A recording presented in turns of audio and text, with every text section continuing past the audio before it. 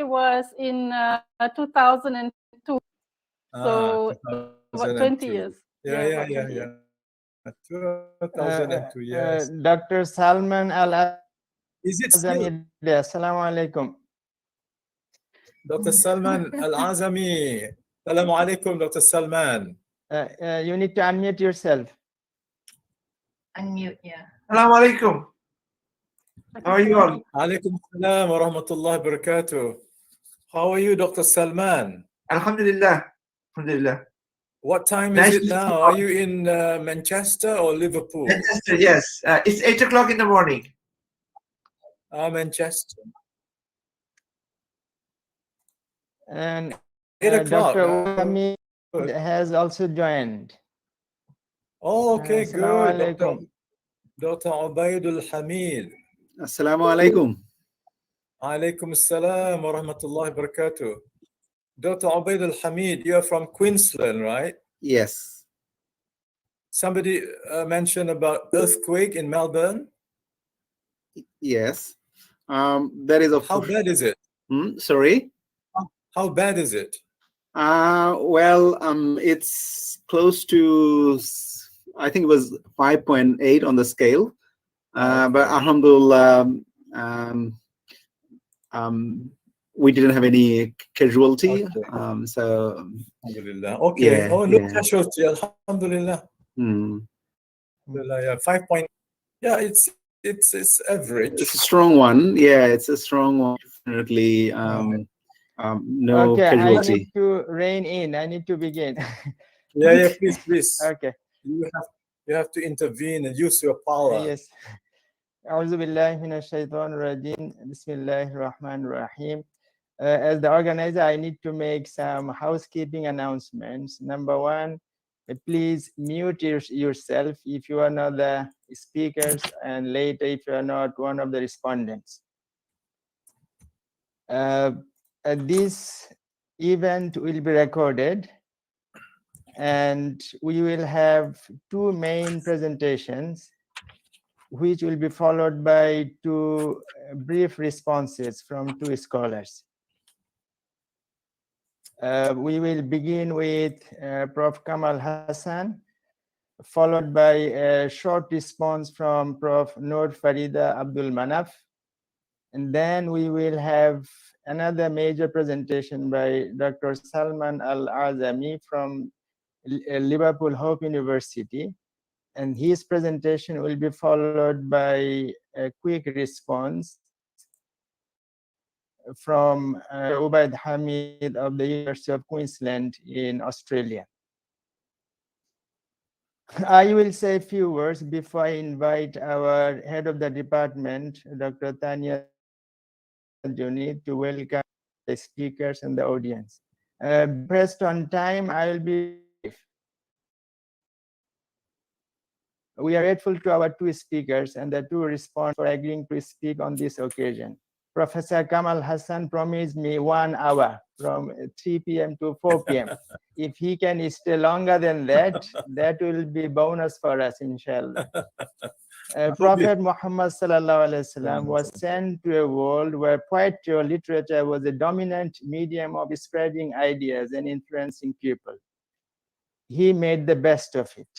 He encouraged Hassan ibn Sabit to compose and recite poetry. And our Prophet kept a separate mimbar, pulpit, for him in his masjid. This tells us how much importance our Prophet gave to literature or this medium of communication. If the Prophet Muhammad sallallahu alaihi wasallam were sent to a world where most children go to school and then continue education until the tertiary level, I believe his primary focus would be on education. What we call the Islamization of knowledge or Islamicization of knowledge date backs to the time of the Prophet. As Muhammad Iqbal said, the Prophet ﷺ sought to change Abu Jahl to Haydar al-Qaral, that is Ali radiallahu ta'ala anhu. We have among us one of the proponents who helped revive this mission of changing Abu Jahl to Haydar al-Qarar in the 20th century onwards. we also have a relatively younger scholar who is deeply involved in the practical application of Islamization or Islamicization of knowledge through his academic practices. With no more delay, I invite our head of the department, Dr. Tanya Joneed, to make welcoming remarks.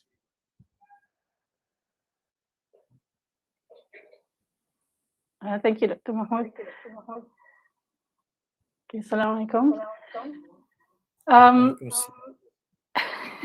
Yes, I think I will also not spend much time because we want to get on to the main, our main attractions actually of this afternoon. Sorry, something with the audio?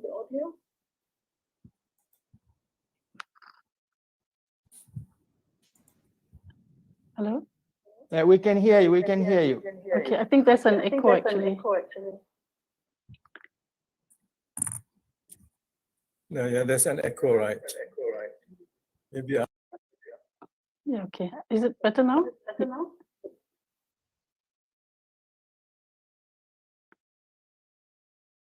Okay, it's the I think someone is not muted. I think that's why we have feedback. Can I request all to mute themselves, please? Okay, I think it's yes. So again, I would like to say Assalamu alaikum and good afternoon, everyone. First and foremost to the organizer of the event, Dr. Mahmoud Al-Hassan, my colleague at the Department of English Language and Literature.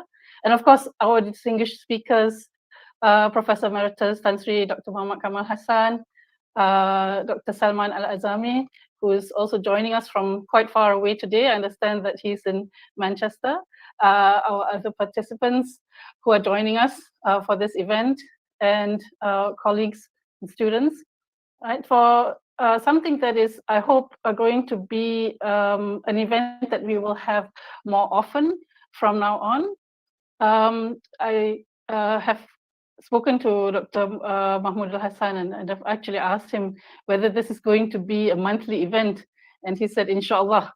But for the time being, we will try to have at least one more event in the coming semester. So I would like to first of all begin by saying it is a great pleasure to have everyone here for this event this afternoon.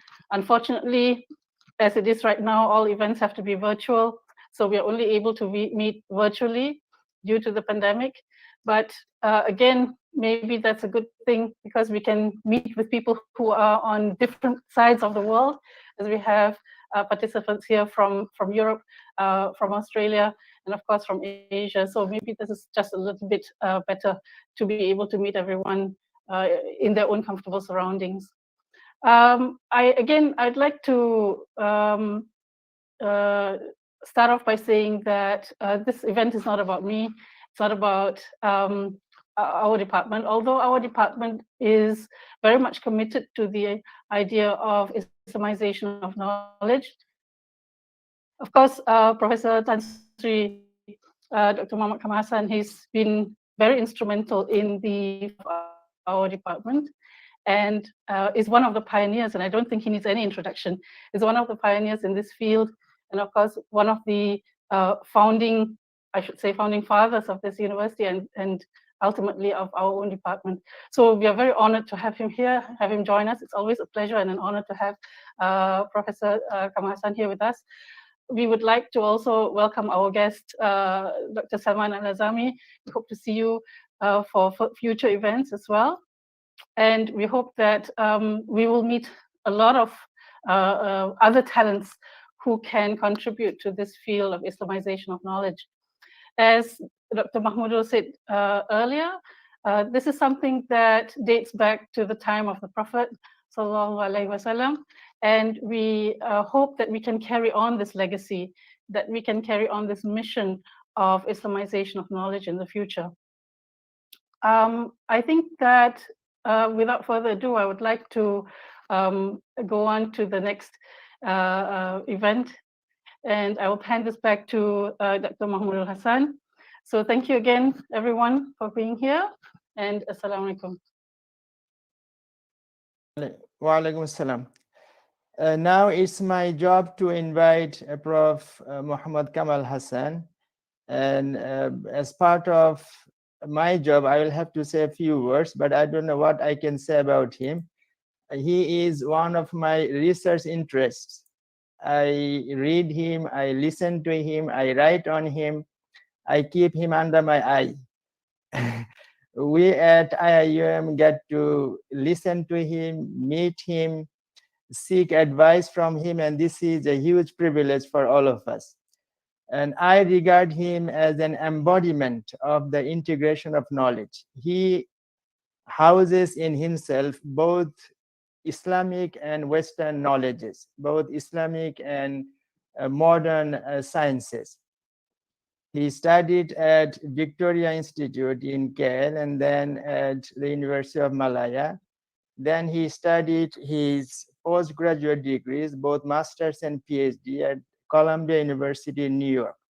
And he once told us that he is one of the Columbia gang. Then he was deeply involved in the 1977 Makkah conference, which was a kind of jumping pad for the Islamization of knowledge movement. Few other information about him is he was our rector at International Islamic University in Malaysia from 1999 to 2006. And he is with us all the time. Whenever we need any help, any advice, he is accessible, approachable to all of us, alhamdulillah. So without further ado, I invite Professor Dr. Kamal Hassan to make his presentation.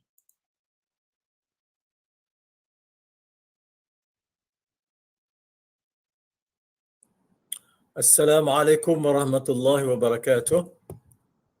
Bismillahir Rahmanir Rahim. Alhamdulillahi Rabbil Alameen. Wassalatu wassalamu ala ashrafil anbiya wal mursaleen. Sayyidina Muhammadin wa ala alihi wa sahbihi ajma'in. Subhanaka la ilma lana illa ma 'allamtana innaka antal alimul hakim. Wa la hawla wa la quwwata illa billahi al-'aliyyil 'azim. Alhamdulillah, we thank Allah subhanahu wa ta'ala because it is by His grace and by His mercy that I'm able to be here this afternoon in this webinar on English studies and Islam. I'm indeed honored and privileged to be invited to make my presentation. I've sent the paper to Dr. Mahmoud, and it should be shared with the participants. He's trying to put it on the screen. Yes, I think you've got it, and I think you got to go to the, yes, go to the beginning. The title of my paper is English Studies, as you can see on the screen, English Studies and Islam, IIUM's approach of Islamization of human knowledge, IOHK, towards a harmonious and beneficial Islam-West relationship. I've divided into three parts, introduction, and then the second part, and then a conclusion. And it may take 1 hour, but I will try to shorten as much as I can. And I hope Dr. Mahmoud will indicate to me the time when I should end my speech.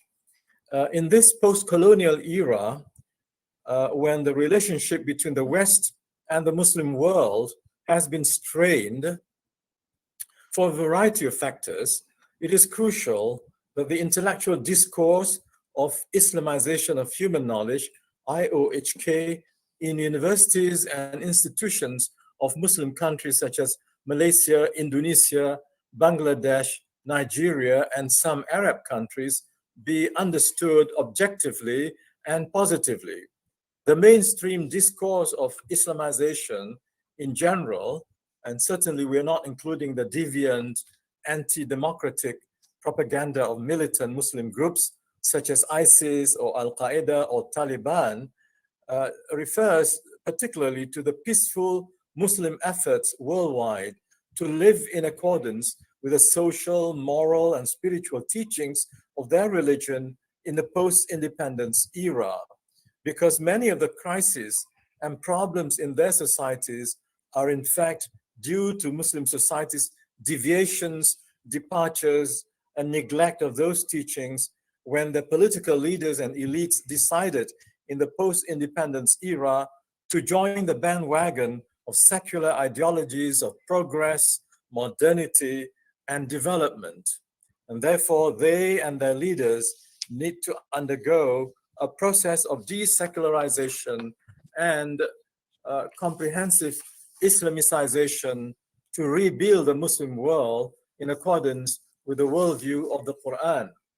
It should be noted that IIUM, as a prominent Islamic university, which decided from the very beginning to use the English language as its medium of teaching, learning, and administration, has devoted its attention for the last 38 years to the intellectual and educational reform of the Muslim Ummah in the context of its vision of Muslim civilizational renewal, inter-civilizational dialogue, and its mission of excellence with the soul. I purposely chose this phrase, excellence with the soul, because that's the title of the book written by Harry Lewis, and the title is Excellence Without the Soul. How a great university that is Harvard forgot education. That was written in 2006. The mission of IOHK, among the 7 university missions of IIUM, was chosen in order for the university's graduates to develop Muslim societies in Malaysia and in the world in accordance with the intellectual, ethical, and civilizational vision of Islam. Thousands of IIUM graduates are now playing important leadership roles in the economic, technological, intellectual, political, and religious development of Muslim majority and minority countries in Asia, Africa, and Eastern Europe, especially Bosnia-Herzegovina. This international vision of balanced intellectual development, such as harmony of science and religion, harmony of revelation and reason, was once actualized and flourishing for about 800 years when the knowledge triumphant Islamic civilization of Andalusia, which produced the spirit of civilizational synthesis that characterized the culture of Al-Andalus and constructed the wonderful cosmopolis of convivencia in Muslim Spain, leading to the birth of European Renaissance. And there are so many references on this. In the paper, you'll find, I mentioned about 5 books on this, especially the book of George Saliba, written 2007. He's not a Muslim, he's a Christian Arab, and the book is with the title Islamic Science and the Making of the European Renaissance of MIT Press. And there are many other books on that. Medieval Europe benefited in many ways from its peaceful intercultural encounter with Islamic experimental science, mathematics, engineering, medicine, philosophy, art, architecture in Islamic centers of learning and cosmopolitan cities such as Cordova, Granada, and later on Baghdad, Damascus, Cairo, Iskandaria, and so on.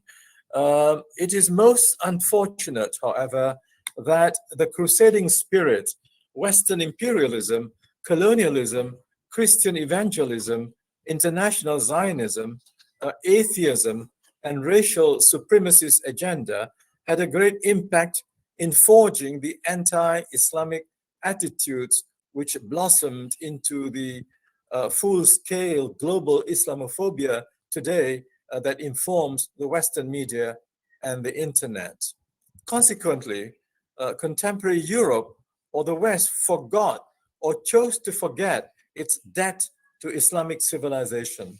Instead, after the collapse of the communist empire and the crumbling of the Berlin Wall, NATO countries chose the Muslim world to be, quote, the new enemy, unquote.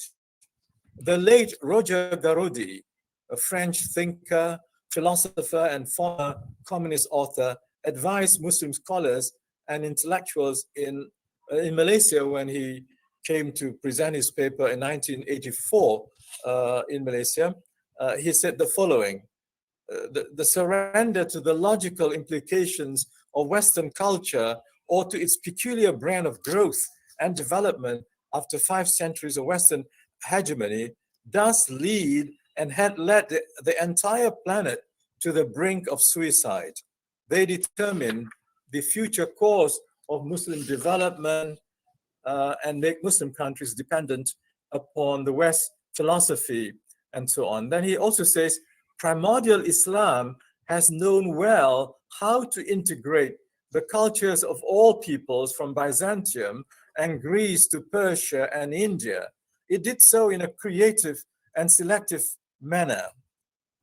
In this century, he was writing in the end of the 20th century. He says, in this century, living and dynamic Islam must do likewise. We, the Muslims, ought to exercise the same creative effort as did our ancestors.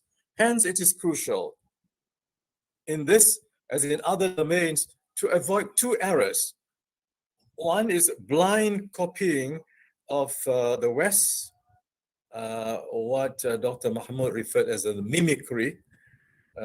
We should acquire Western science, and the second one is outright rejection of everything Western. We should acquire Western science and technology selectively, creatively, and critically. Roger Garaudy wrote those lines nearly 2 decades before the world entered the 21st century. The relationship between the Western world and the Muslim world remains precarious, but we in IIUM believe that a more harmonious relationship between the 2 worlds would be beneficial for the whole of humanity. I think the English department has started this kind of harmonious relationship from the very beginning when we were in Petaling Jaya. The English language and literature currently provide for us the cultural avenue for that most desirable scenario to develop. History cannot afford another hegemonic empire invasion, the big lie of the Middle East. The West should heed the following advice given by Robert D. Kaplan, the former editor of the journal, The Atlantic. This is what Kaplan says: Europe must now find some other way to dynamically incorporate the world of Islam without diluting its devotion to the rule of law-based system that arose in Europe's north, a system in which individual rights and agency are uppermost in a hierarchy of needs. If it cannot evolve in the direction of universal values, there will be only the dementia of ideologies and coarse nationalisms to fill the void. And we are seeing these developments today in Europe. This would signal the end of the West in Europe. We in the Anglophone domain of the Muslim world have embarked on the intellectual discourse which we call Islamization of human knowledge, first as a path to internal Islamic civilizational transformation, that is, to put our own house in order, and second, as another conduit for our peaceful and mutually beneficial dialogue of civilizations, which is another mission of the university.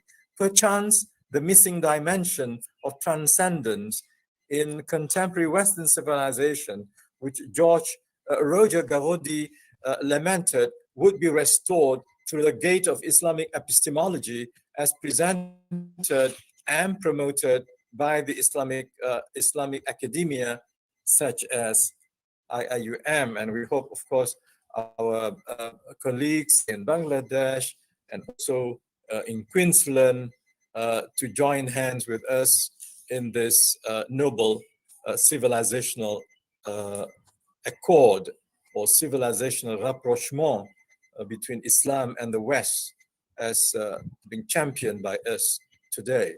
Now I come to the second part, which is the main part of my paper. Islamization of human knowledge and English studies, IIUM perspective. So this is IIUM's perspectives. It's also my perspective.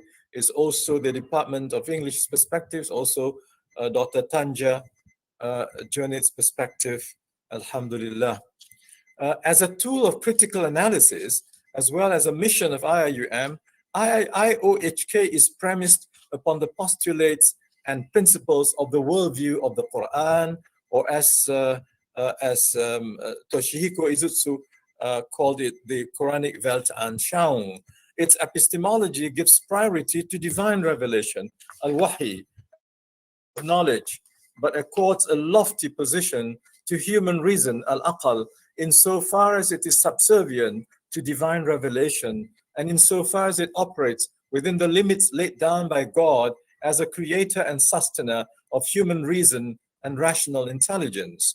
In the worldview of the Quran, language is God's creation, which is to be used only for expressing, communicating, and conveying what is ma'ruf, haq, nafi', and ethical.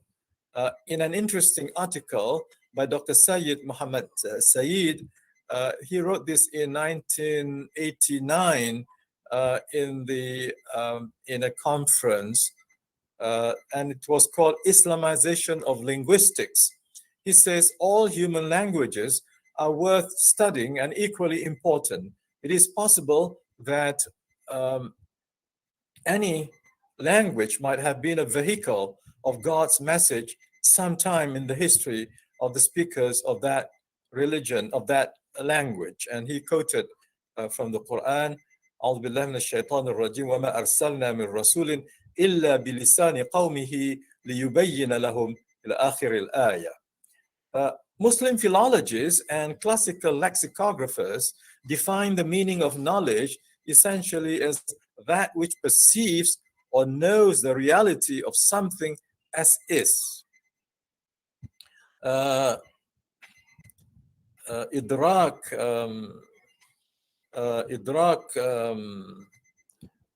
إدراك حقيقة شيء على ما هو عليه, something like that, which the Quran regards as, or that which perceives or knows the reality of something as is, and that the Quran regards al-ilm as a truth by God in His divine scriptures, as well as in the signs of Allah, ayatullah.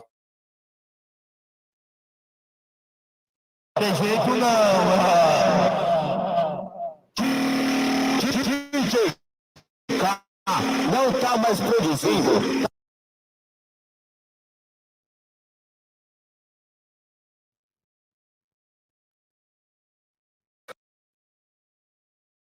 Aduh, sayang.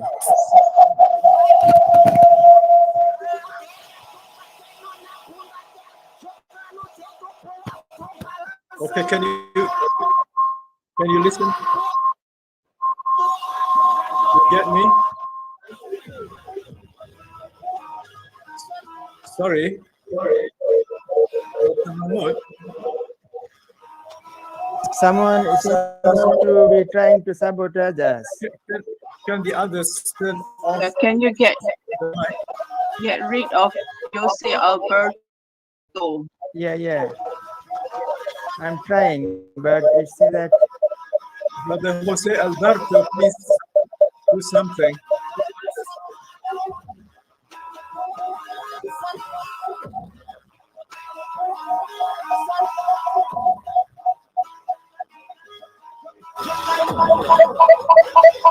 How can you get, okay. All right, okay. Can you hear me now? Yes, we can. Okay, good.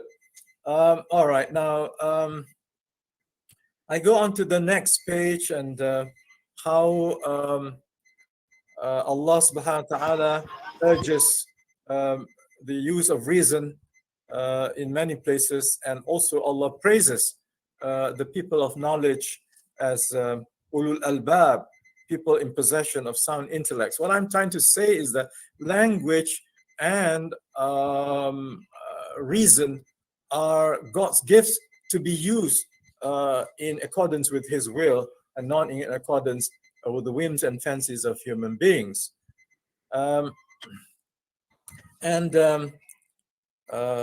Okay. Then I go down to the, on page 7, I go to that passage which reads, furthermore, when we function as Anglophone consumers of English studies in its broad spectrum, or when we function as IIUM producers. So here, Dr. Mahmood and Dr. Tanja and Dr. Prof. Noor, I'm basically dividing we Muslim academics into two domains, consumers and producers. All right, so here I'm talking about as consumers. So whether we are going to be consumers or producers, we have to be conscious of our multiple functions as fellow Ibadur Rahman, or servants of the most compassionate, or as fellow believers, Al-Mu'minun, in the mission of Rahmatan lil Alameen, or Khulafa al-Ard, stewards of God's earth, or ulama, or ulul albab, or murabbi, and trustees of divine amana in the jihad of peaceful, harmonious civilizational reform for the benefit of all mankind in the East and the West.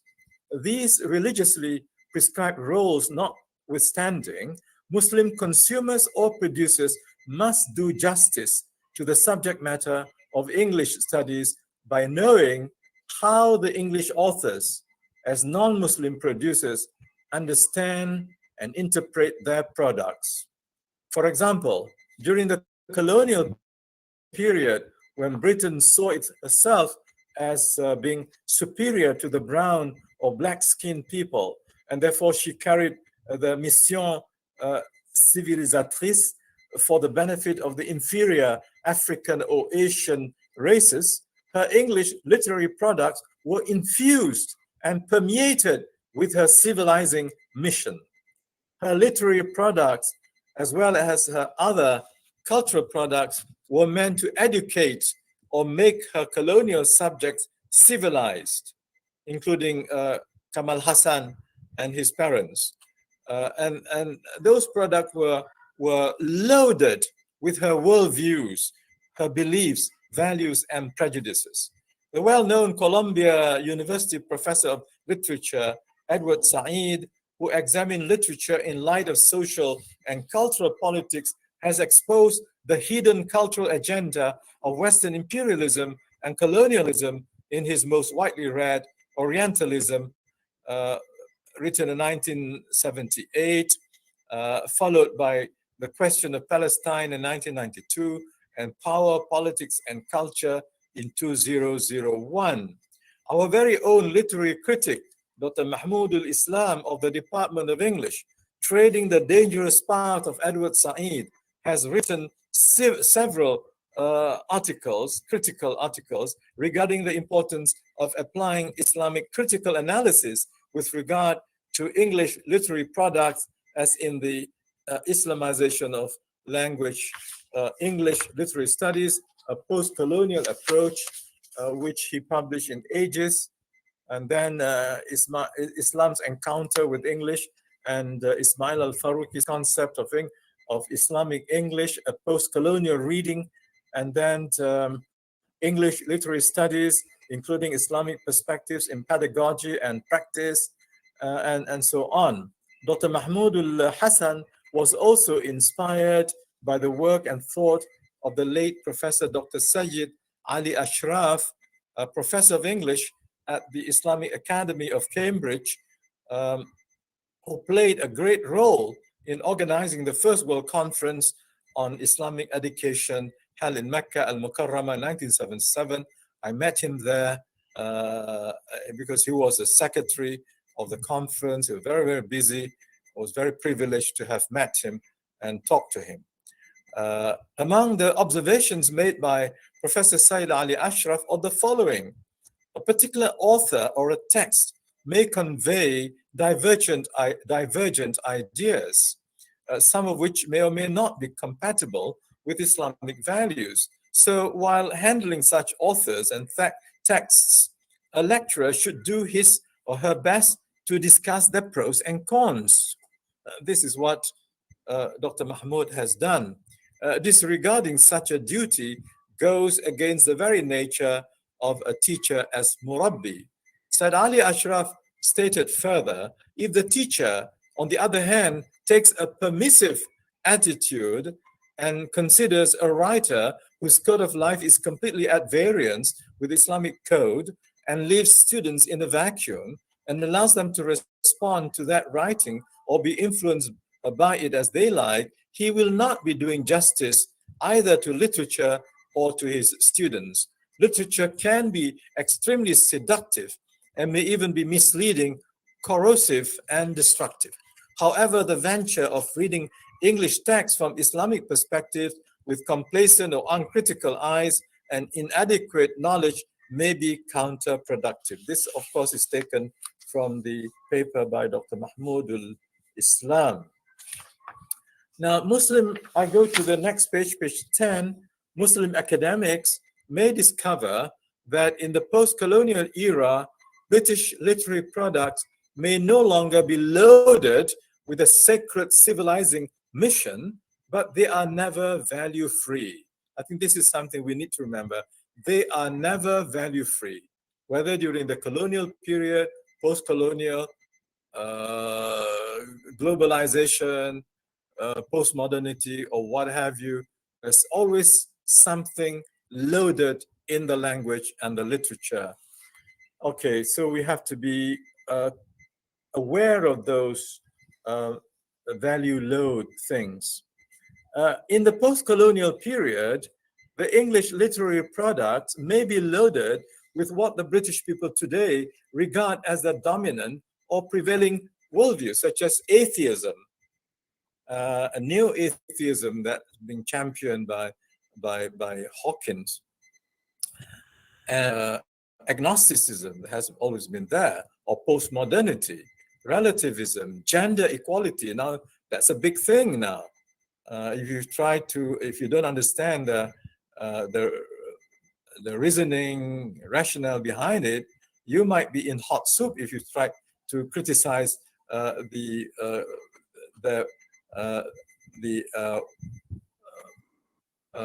exposition on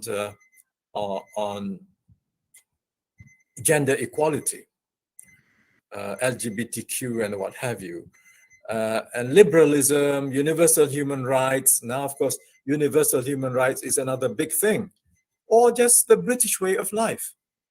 Just as Australia wanted all other people coming from overseas, migrating Australia, must agree to follow the British way of life, otherwise go home. In the arena of higher education, the world views of positivism is still there. Naturalism, secularism, scientism, or Darwinism, or social Darwinism in sociology may, or even in psychology, may provide the underlying assumptions of natural sciences taught in Britain, while in the humanities and the social sciences, and that's where English studies are in, the worldviews of post-modernity, nihilism, leftism, liberalism, secularization, or neo-atheism may be the main sources of underlying assumptions, theoretical or philosophical orientations. So you have to be smart enough to be able to recognize, acknowledge the presence of these orientations and worldviews.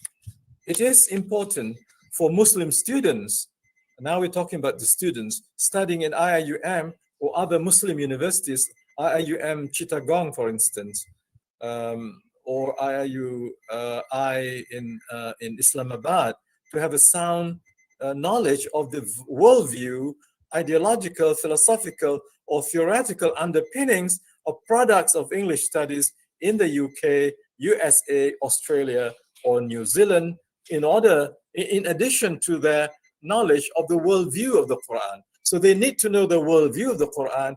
They need also to know the worldview of those English studies producers. Okay, then I come to the next page, 11. As consumers of English studies, Muslim academics who uphold the worldview of the Quran, and I'm happy to note in the English department in IUM, all of them are upholding the worldview of the Quran, and they should approach or engage the subject matter coming from the English producing societies and countries, from Anglophone countries, with a critically appreciative mind. Be critical, but be also appreciative, while using the following evaluating principles of the Quranic Weltanschauung. First is the Aqidah, the creed or belief system, which provides principles regarding ontology, cosmology, anthropology, theology, history, eschatology, teleology, and axiology. All these are very important parts of the Quranic worldview, and you have to know this. Then the second is the Sharia, or the divine way of life and divine law, which provides principles of halal, haram, wajib, sunnah, makruh, and mubah that Muslims have to observe.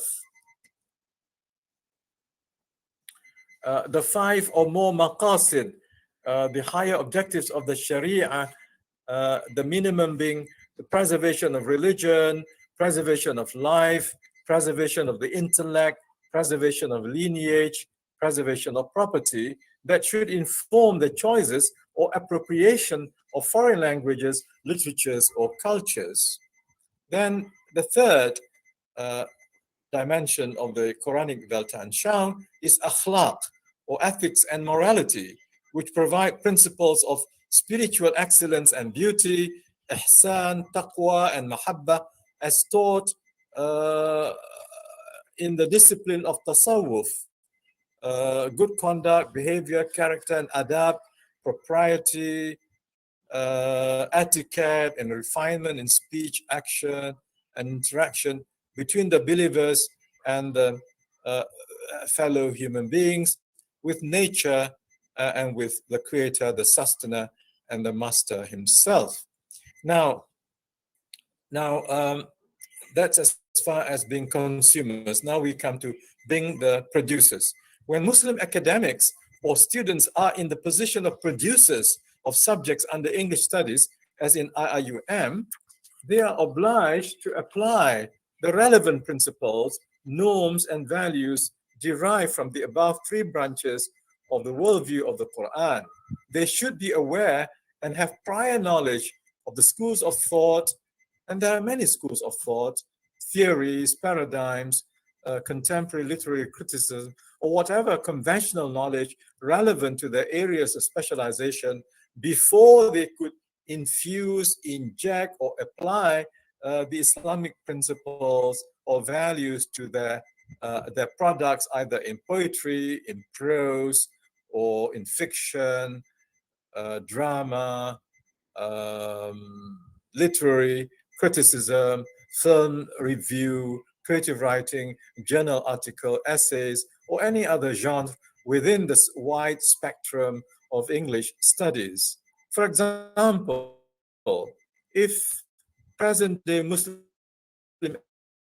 academic or graduate students want to specialize in the genre of literary theory or cultural theory, they need to be conversant with, say, gender studies and queer theory, which involve both feminist or masculinist perspectives, because that's the in thing now.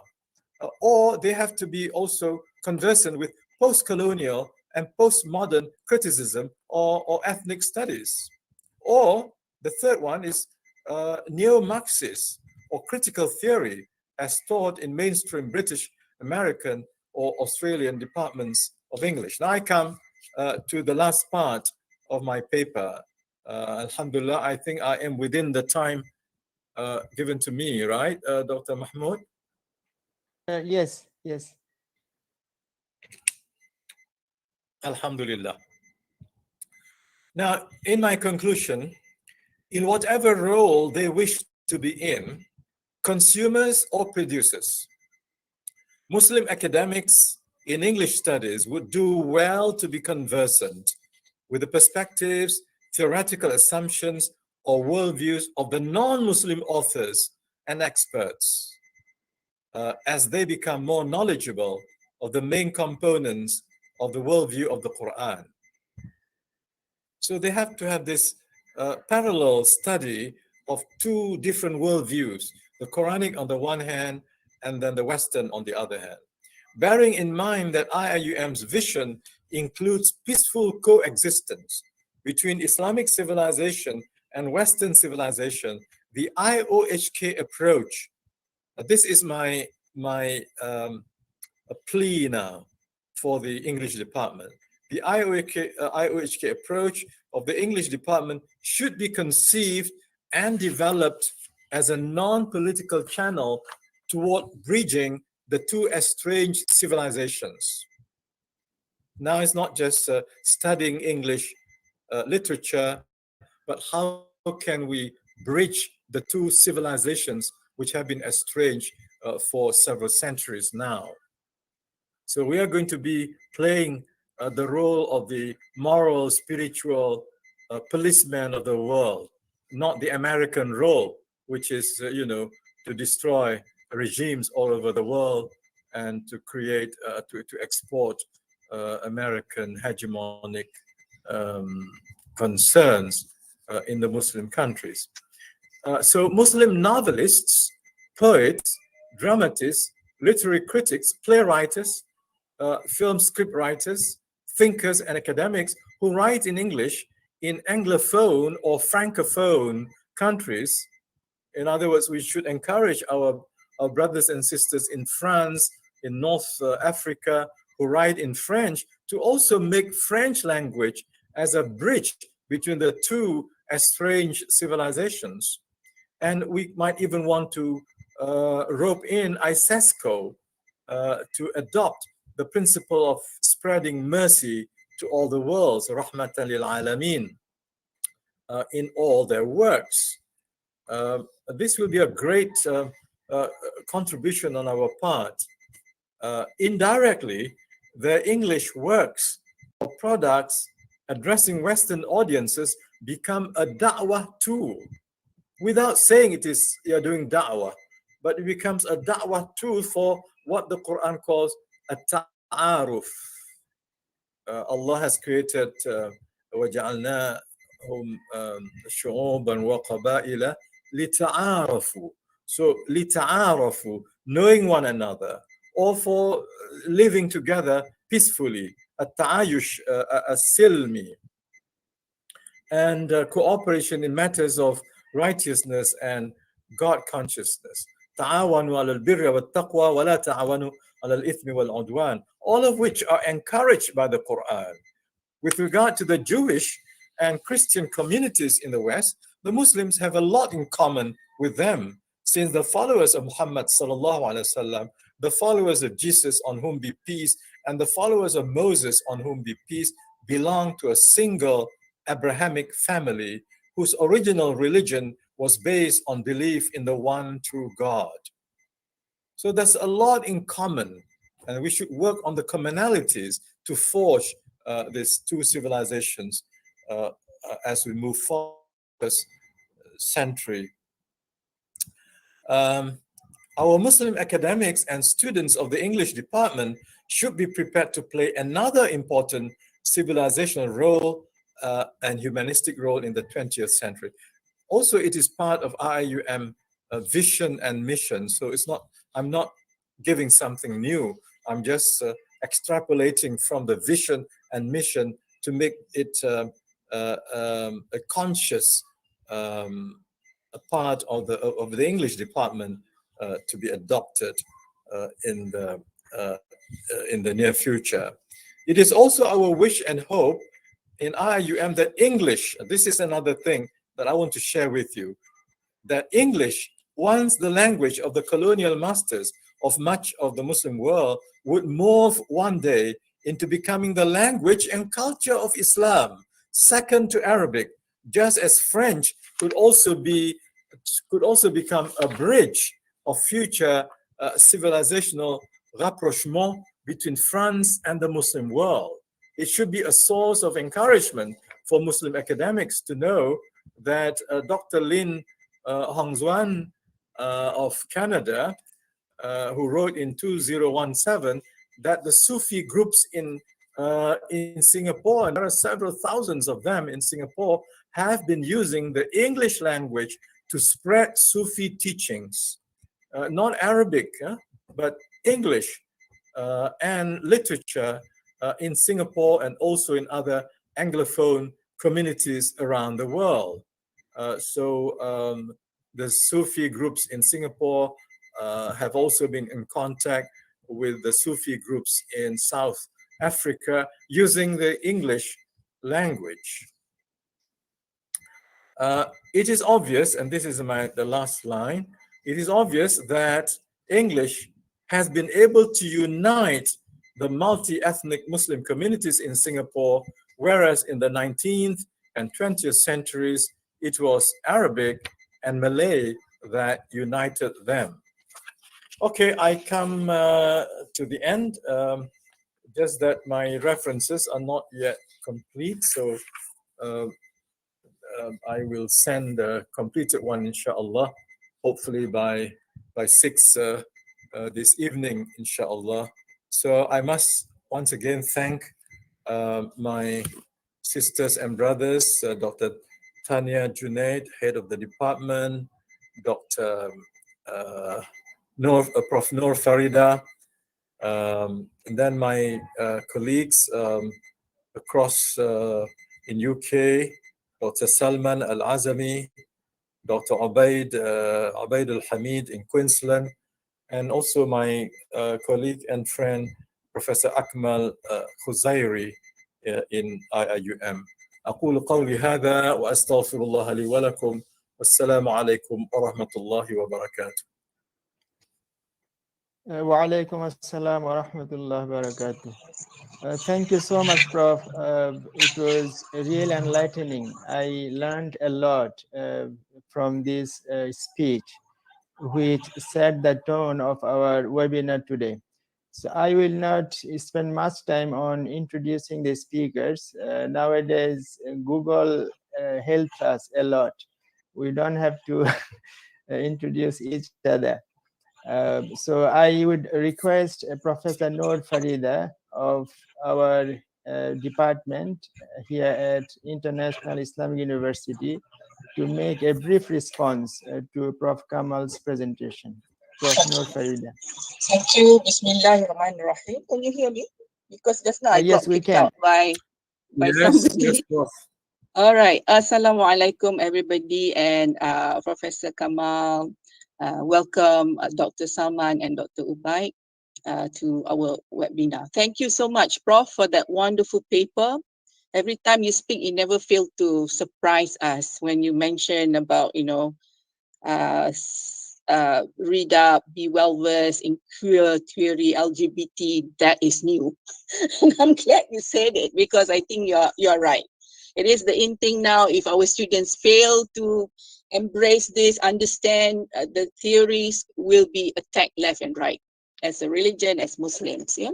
So thank you so much for bringing in more new ideas to your recent talk. Now, I think Prof. Kamal, I don't need to go through everything that he said, but there are a few things that Prof. Kamal raised. To use English as a bridge of two estranged civilization, to use it as a da'wah tool, to use English as a language of Islam. I think these are the take-home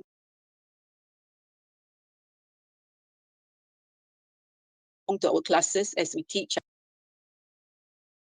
our students, especially in IIUM, Muslim students, as we interact with other Muslim colleagues from different parts of the world. There's a lot of interest in Islam and English. I've got like 2-3 names who are positioned in the UK, Sussex University, University of Reading, who are doing studies on this. Some of them are not Muslims. Yeah, for example, Professor Jerry Broughton, who had looked and traced the civilizational influence of Islam in the Renaissance period. And then, of course, then on Victorian studies, Victorian period, and so on. I think we need to catch up with this kind of knowledge in IIUM. Don't let others define us when we should be defining Islam and ourselves, rather than non-Muslim telling us, oh, this is what you did in the past. This is what you gave us, the modern world, and so on and so forth. So it is on us to embrace that historical influence, to track it. And I think that is the role of the department, as Prof. Kamal had rightly said, when he has been a strong supporter of the department within IRKHS. People don't understand the importance of linguistics, English linguistics, and also English literature. When we are placed together with Islamic revealed knowledge courses, a lot of resistance. And we are happy because Prof. Kamal from the very beginning has always been supportive of the positioning of our department within the realm of Islamic studies. Because we are the bridge. Where else in the world can you find English graduates who come to defense of Islam, who speak the language fluently in defense of Islam? It is only from IIUM graduates. Basically, they are trained for this, yeah? Whether they are practitioners in journalism, in advertising, broadcasting, and so on. Our students are out there. Yeah, I'm glad. And I hope this will continue, because as we phase out the pioneers, this is my worry. As we phase out, the young ones must carry the baton. And I think that reminder has been said more than once throughout Prof. Kamal's talk, as he reminds us the stress on bridging the relationship between West and Islam in post-independence era, and so on, as we are faced with challenges of modernity, secularism, post-colonialism, and so on. So I think, teachers, especially teachers, because we are the murabbis, if we fail to embrace this, how are we going to pass on the philosophy, the worldview that we have? So I think, Dr. Mahmood, I think we will leave the rest to Q&A. I think Prof. Kamal has left us a lot of things to think about, and I think that will be raised in Q&A. Thank you so much. Okay, thank you so much, Prof, for this meaningful response. I would like to invite now Dr. Salman Al-Azami to make his presentation. As I said earlier, I will not speak much time on introducing the speaker. He and I were briefly colleagues for nearly 1 year at a university in Dhaka. Then I went to Britain for my PhD, and then he followed after a few years to do his postdoc. Before joining Liverpool Hope University, he worked for a few other universities in the UK. He has been with Liverpool Hope University since 2008. And he is he has published hugely in the field of linguistics and sociolinguistics, discourse analysis. One of his books was published by Paul Grave, another is coming by the same publisher. And through his presentation, we will come to know him more, inshallah. So I invite Dr. Salman Al-Azami. نحمد ونصلي على رسوله الكريم أما بعد فأعوذ بالله من الشيطان الرجيم رب اشرح لي صدري ويسر لي أمري واحلل عقدة من لساني يفقهوا قولي. Thank you, Brother Mahmood, and thank you to the English department at IIUM for inviting me to speak along with a person I have admired for a long time, and I heard his name many, many years ago, Professor Kamal Hassan, and it was my pleasure to hear his speech today. So I have deep love for IIUM.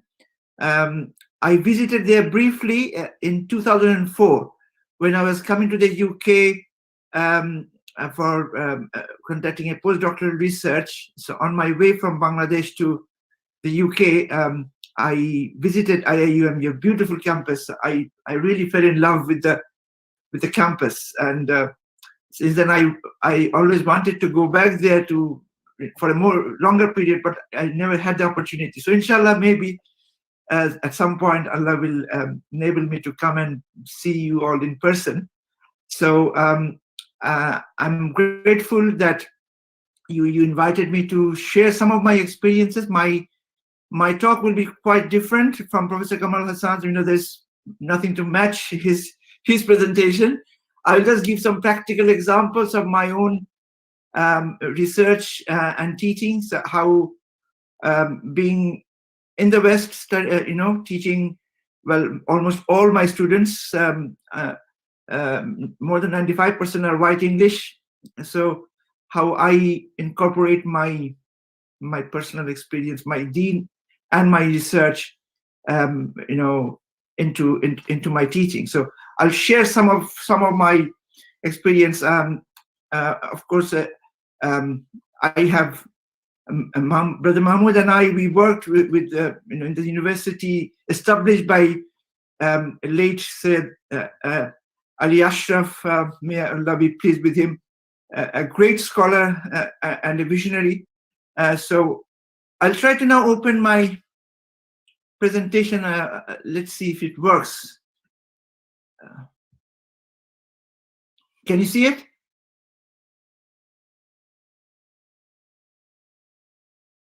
Can you confirm if you can see this presentation? Yeah, Yes, it's yes, coming. we can see It's it. coming. Okay. All right. Yes, we can Okay. see it. All right. So, just a moment. Okay.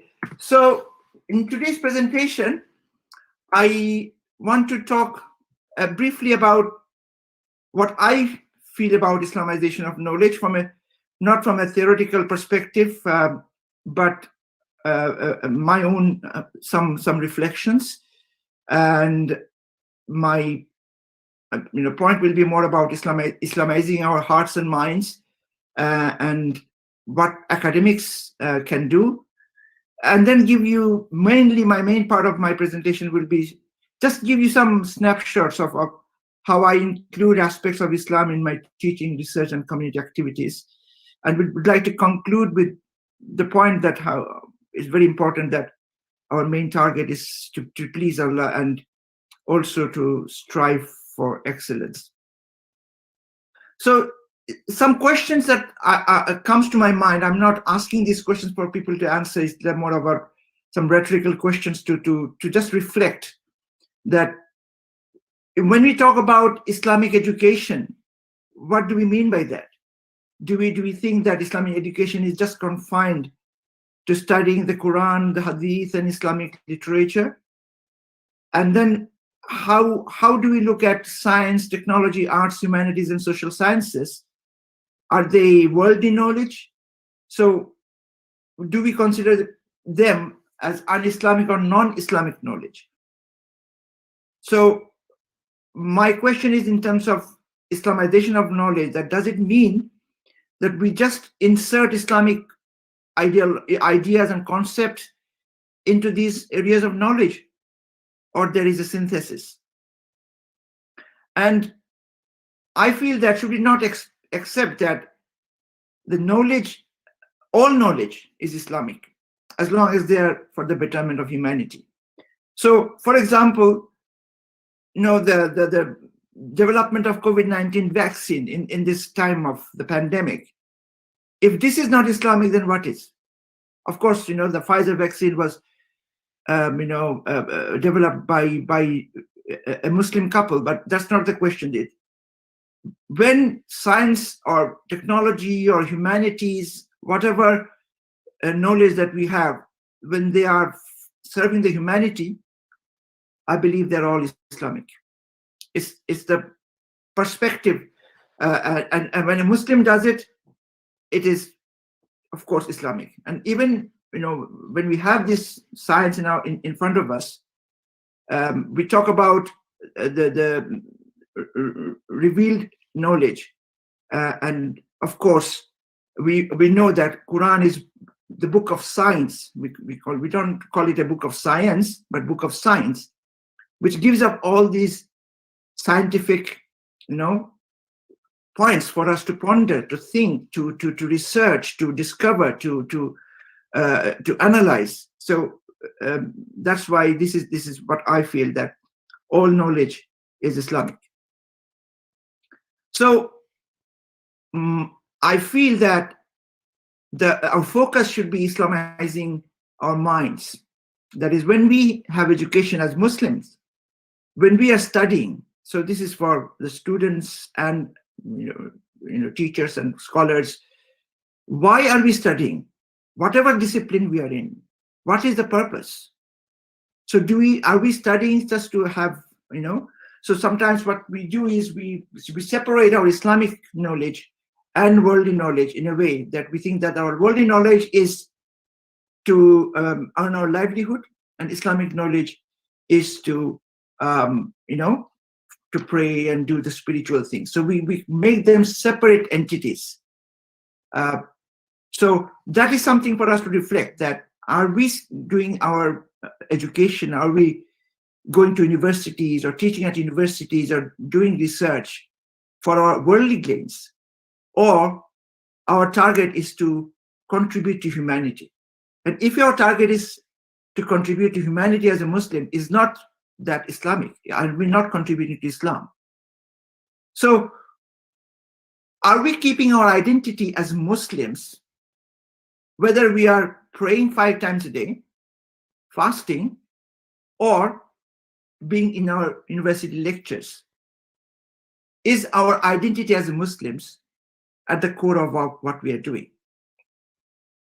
And if an education system has that into a score, that right from the primary school up to, you know, universities, that our identity, what is our identity and what is our purpose? Why are we studying? Why are we getting education? It is both for our future, our own personal future in this dunya, but also to contribute to humanity, and in that process, please Allah. So in universities, the purpose of higher education and the ultimate goals of all of us as Muslims should be the main aspect or main core aspect of our curriculum, that we want to contribute to humanity. So academics, as you know, it's very important that we incorporate Islamization of knowledge in our curriculum wherever possible. And of course, IIUM is a product of that. So I'm sure what you are doing in your department and in your university is exactly what that. But as individual academics, we can always strive to publish research where we can synthesize our individual research areas with aspects of Islam. But even if we can't do that, whatever publications we do, whatever worldly knowledge that we, you know, contribute, new knowledge that we contribute, I feel is also Islamic. But also we can always synthesize our Islamic knowledge and our academic field, and encourage our students to keep Islamic values at the core of their, you know, future professions. Whatever they, you know, they are the ones that we are building for the Ummah in the future. Well, where I work in the West, the environment is very different, of course. So what I try to do, and you know, should be our perspective, is publishing research where we can contribute to our deen and the Ummah in the best way we can in our academic content and research. So this brings to my to giving you a snapshot of how I do that, or how I try to do that, I should say. And I'm sorry if that sounds a little bit of a bragging. What I do, it's not telling about myself, but please excuse me. I don't want to. It's not about bragging myself, but just to give you an idea of how I try to do do my work and my teaching and research, and how I want to try to contribute. So to give you an idea of my teaching, the types of modules I teach in the undergraduate first year, I teach language and society, and because I'm a social linguist mainly, so topics also more specialized areas like language endangerment, policy and planning, dialectology. I also take a tutorial on English phonology and grammar. And this is quite, some people ask me, what do you teach? So I say English language. So I teach English language to English students. So those who, English is not my mother tongue, but almost 100% of my students' mother tongue is English. So that's some people find it pretty interesting. And sometimes I do ask my students, well, how do you feel being taught your language by someone who doesn't speak the language as their mother tongue? And most of the time students say that actually you know the language better than us, in the sense that you know how the language works. We use it just because we acquire the language. So yeah, that's also part of my teaching. In the second year, I don't teach much. I mainly teach some classes on research methodology. And in the final year, I have much more opportunity to bring a lot of the things that I'd like to say in topics like language and diversity and religion in the media, which is an honors seminar. And that's also religion in the media is a very recent introduction after I published my book. And then we were having a curriculum redesigning of our, every 5 years we look back to our curriculum and make some changes as necessary. And I proposed that this is something that we can introduce, because combining language, religion in the media is not really done in many English language or linguistics departments. And interestingly, when we develop these types of curriculum, we send it to, of course, external experts. Interestingly, the two experts who saw our curriculum really praised inclusion of both language and diversity and religion in the media, and said that they are contemporary and very important additions to the field of social linguistics. So that's also because these are the opportunities in which I provide a lot of my ideas and share a lot of my ideas with students. So just to give you a snapshot of some of the topics, I just copied and pasted from my teaching schedule last year, some of the topics. In the first year, there's not a lot of scope of bringing these things that I want to speak in my teaching, but some of the topics when I bring about talking about language, migration and Europe, ethnicity, race, religion, politics, and give them some reading materials. So on the right side column, these are some newspaper articles. In the first year, we give them, in my teaching, along with journal articles, we also give them newspaper articles for them to read. Some of them, anti-Islamic or anti-immigration. Some of them pro, and then so that we can have some critical discussion in class in the seminars. Then in the final year I get the biggest opportunity to bring, and as you can see, the topics that I cover, a lot of opportunities to talk about, Western domination. When we talk about a lot of, we bring Edward Said, Orientalism, talking about colonialism, and I'm also actually a deputy director of our leading research center of our university called the Archbishop Desmond Tutu Center for War and Peace Studies. And we organize seminars and symposiums and also different, discussions. And one of the themes that I'm leading. I started last year, but I'm continuing in a more serious way this year, is decolonizing education. So decolonizing the curriculum is a big discussion point in the UK recently in the academia, and particularly since the Black Lives Matter movement after the killing of George Floyd last summer, in the summer of 2020. The decolonizing the curriculum became a very hot topic of discussion. And this time, from our education, we have a research center in education. I'm planning to organize workshops with school teachers, where the main idea of decolonizing education is decolonizing the mindset. So bringing the teachers, actually, colonial history is not taught at all in our schools, almost non-existent in British schools. So children grow up with this sort of a mindset that, oh, we went to those countries and we liberated them. So we developed those countries. They were savage countries and we went there.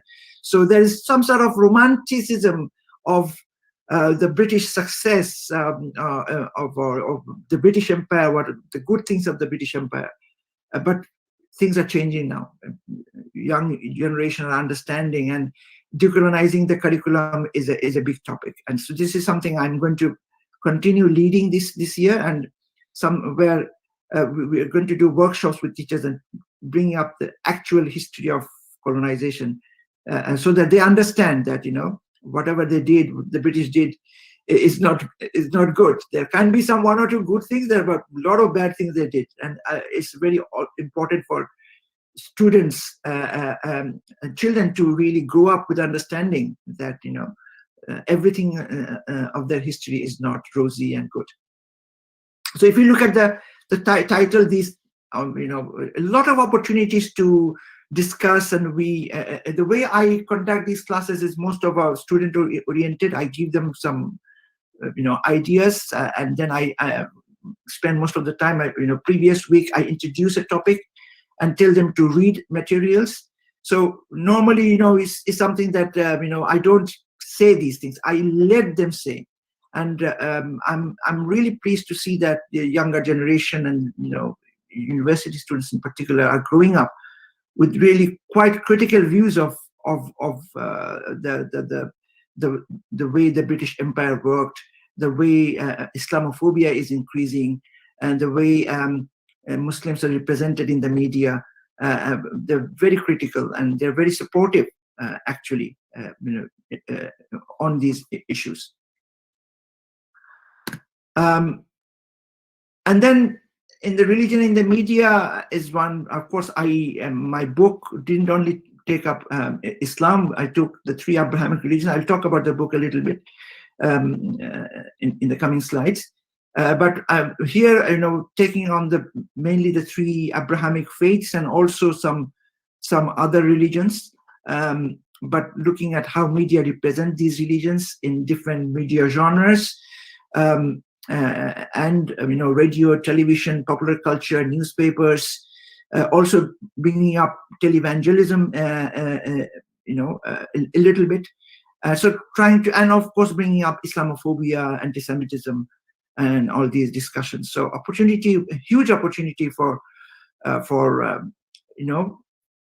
sort of setting the tone in a sense. And you'll be pleased to know that basically I don't really have to preach them, or I don't have to really tell them and really debate, and I don't see our students really coming up with very Islamophobic concept. Rather, they really can see between the lines. For example, if there are occasions where I've given articles I wrote, or some blog articles I wrote, and some atheists like Sam Harris, and ask them to compare, and they come up with their own views. And I give criticisms about Islam in the media, and I tell them to read without anything. Just them say, okay, let me know what you feel, and then they come up with points, and they say that this is really wrong, or where the problem is. So this is quite interesting. And also, I feel that sometimes, universities are places for free speech, and in this country, this still that is there, and sometimes you take the opportunity to bring challenges. So I just want to give you one example. Professor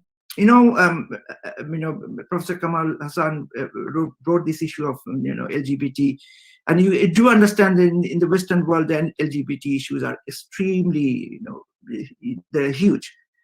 And in my book, I actually analyzed a Guardian article which was trying to criticize Christianity in their approach towards the LGBT community, or particularly the gay community. And so there was an interesting article where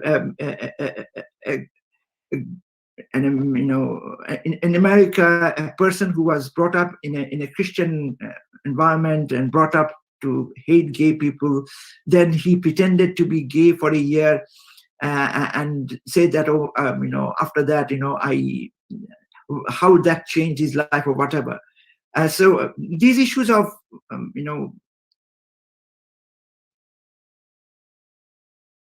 very sometimes it becomes in such a way that if you don't even celebrate, and even if you don't, as Muslims or as religious people, they're really quite cornered in a sense that they try to say that these religions are homophobic. And I was doing an interview on the BBC on my book, and I very boldly said that there is a confusion in the media and a lot of people that just because religions consider homosexuality as sin doesn't make them homophobic. And I challenged, I said, someone, I'm challenging people to say, and this is what I bring on my teaching. So when I bring these issues and, religion in the media, and I bring these issues, and I have discussed this, and there was an interesting incident that one of the third-year student, he was doing his dissertation under my supervision, and I knew that he was gay, and I brought this issue up in my class, and I said that as a Muslim, I consider homosexuality as a sin. Am I homophobic or not? So I could see the reaction, and every year I do that, to be honest. I can see the reaction in my students' eyes. What is he saying? And then I explained to them that as a Muslim, I consider drinking alcohol as sin. Having pork as sin. So if a religious person considers something as sin, cannot make that person homophobic, considering gay, homosexuality is a sin. So if my religion says that and I believe in it, homophobia means the way I'm behaving with them, how I treat them. And then, they ask me questions, I answer, and students really get convinced. And interestingly, that person, and the next day he came and he said that, Salman, you actually, opened my eyes, because I always thought religious people are, homophobic. But when I reflected what you said, and I said that among all the teachers, you are the one who has helped me the most. You have been always there for me whenever I needed you. And when you said that you consider it as a sin, I was shocked. But then I reflected, and I think that you are right. People have the right of if the religion says it's a sin, it's a different thing, and you are not behaving differently to me. You are being kind to me, and you support me. So this is changing the perception and mindset. Opportunities come up, and when they come up, one should take it. Of course, and as in Islam, no one taught us in Islam that we should behave people differently just because the way they believe, the way their religion, their sexuality, their lifestyle. We are not here to judge people, and we are not here to treat people differently. Whatever it is, Allah will treat them. It is Allah's job, not our job. So sometimes we become over, zealous, over enthusiastic about these issues, but don't really think that, it is not our job. Our job is to treat humans as human beings. So some of the seminar questions that these are all final year seminar questions, as you can see that I'm not giving them, how to think. I'm giving them points to ponder, and then they come out. For example, treatment of women.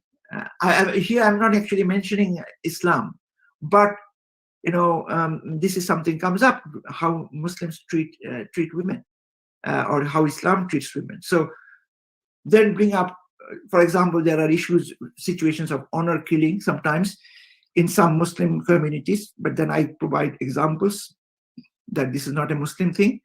It happens, in other religious groups as well, or in other very poignant areas, FGM, the female genital mutilation that takes place in some areas in Africa, and I give them examples. And in countries where 90% are Christians, but it still happens. So media tries to portray that they are Muslims. So are these that the treatment of women, in problematic treatment of women, or Taliban is a good example.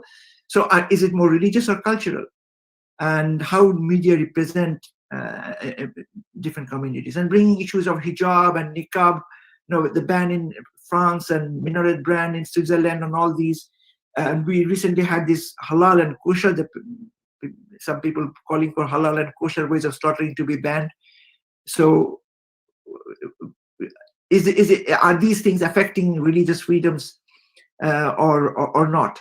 So that's also something that we discuss. Then of course, freedom to, here we live in a free country, but and the creative freedom, when, for example, a lot of issues come about the portrayal of Prophet Muhammad sallallahu alaihi wasallam, the cartoons and all these things. So what they think about creative freedom, how far should they go? Do they have the right to hurt people's religious sentiment? Israel-Palestine conflict, I bring it up, and let them decide, provide media articles, and they discuss how media represent them. And sometimes I ask them to bring articles that represent Islam and Muslims positively or negatively, whatever they find, and analyze them to discuss in class. So some very few examples that I'm showing you here. So, and also there are a lot of particularly in honor seminars, I show them videos, and that also brings a lot of interesting discussions. For example, The Danger of a Single Story by a famous African novelist, Chimamanda Adichie. She's quite young. And this, I recommend that you all watch it on YouTube. It's a wonderful, and generally I start my language and diversity seminars first. This is the first thing I ask them to go through. I tell them to watch this video and then come and discuss, because it tells us how we perceive the othering, how we look at other people who are different, and how we develop a single story about other people. For example, a lot of within our Muslim country, we have our own single story, looking at when we come to know that someone is gay, and we immediately feel that that person is someone we have to hate. But we can see, very interestingly, the LGBT community are very, very supportive of Muslim issues, are very, very, they support Muslims a lot in the Western world. So, we don't look at other aspects of we just take one aspect of a story and make that a whole story. So this is a really good video. And then I bring debates, like there's a very interesting debate between a right-wing ideologue here called Douglas Murray. BBC regularly brings him, which is quite problematic. He's really anti-Muslim. But then probably you heard the name of Mehdi Hassan, who is a British journalist now working in America, and a very, very interesting debate. Then this is a very interesting example. Step forward, Tariq Jahan, a reluctant hero. And there was a riot in Britain in 2011, and a lot of copycat rioting took place in different parts of the UK, and in a big incident happened in Birmingham, where some black people actually intentionally murdered, just ran over the car of two Muslims. And Tariq Jahan is just as a normal Muslim guy. His son was killed in that. And then the whole Muslim community was about to attack the black community because they really got angry. And then he stood up and he said, "Go home. They killed my son, so you are going to kill someone else's son." And this became a big thing in Britain. All newspapers, radio, television, everyone was discussing. And it really showed how a good Muslim can be a role model of peace and not showing hatred. He actually averted a big riot in Birmingham. Then bringing New Zealand Prime Minister Jacinda Ardern's memorial speech after the mosque attack in Christchurch, and showing that how Muslim, there are Western leaders who can set examples. I also, showed them Justin Trudeau's speech at the United Nations, calling that, we don't look at Muslim Canadian or Christian Canadian, we look at all of them as Canadians. And I don't know how many of you watch this, Canadian sitcom, Little Mosque on the Prairie, really interesting. And this is something also when we discuss popular culture, we bring that, or another BBC spy drama Spooks, where a mosque imam is typically presented as a terrorist. Then, talking about Muslims in the media, Migdad Versi is the media spokesperson for the Muslim Council of Britain. So bring his, how he challenges BBC, newspapers, Islamophobic content. So there was a BBC story showing that. And also another BBC spy drama called Bodyguard, where a hijabi Muslim woman was portrayed as a terrorist leader. So these are all, of course, not the whole episode. Sometimes just clips are given. And actually, the Spooks episode of BBC spy drama features in my book. So I give my analysis. I ask them to watch the drama and also give them my analysis and ask them to compare my analysis with their own analysis of this.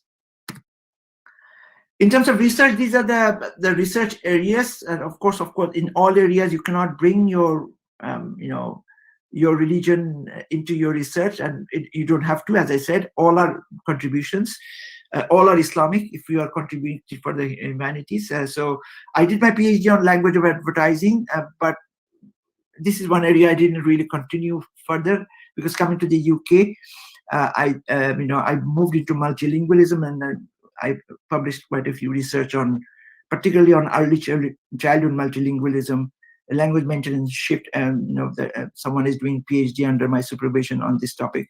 Multilingualism in education. These are the areas I've been working on. I'm also, a member of the executive committee of a special interest group of the British Association of Applied Linguistics. So we have a different special interest group. One is called multilingualism. So I am part of that group. Language in popular culture is something that I've recently started working, and I've already spoken to. I'm thinking of. I've done some work on South Asian popular culture, but I'm really interested to bring work on Etrigul and language in Etrigul. And this is again, bringing how the spirituality, language of spirituality, is brought in popular culture. So that type of thing I'm planning to work, but I haven't started because I have a few things on my plate already. Political discourse is another area I'm working on at the moment. And religion in the media, particularly Islamophobia in the media. I started religion, my target was working on Islamophobia in the media, but I started with just generic religion in the media, bringing all the three Abrahamic religions. So this is my book. It was the first of its kind, and some of the unique features includes this is what I did in this book is a detailed linguistic analysis of media representations of news articles, TV documentaries, and TV dramas. So all three types of media representations were brought. And what I did is I used the same materials, the materials I analyzed linguistically. I used the same materials for some audience response studies. So I did focus groups and interviews with Christians, Muslims, Jews, and interfaith groups. So to see how they react now. So I analyzed them linguistically and then wanted to look at their own reaction to this. And looked at the 3 Abrahamic religions together. This also first time happened. And religious groups were not only responding to the representations of their own religions, but also to the other religions.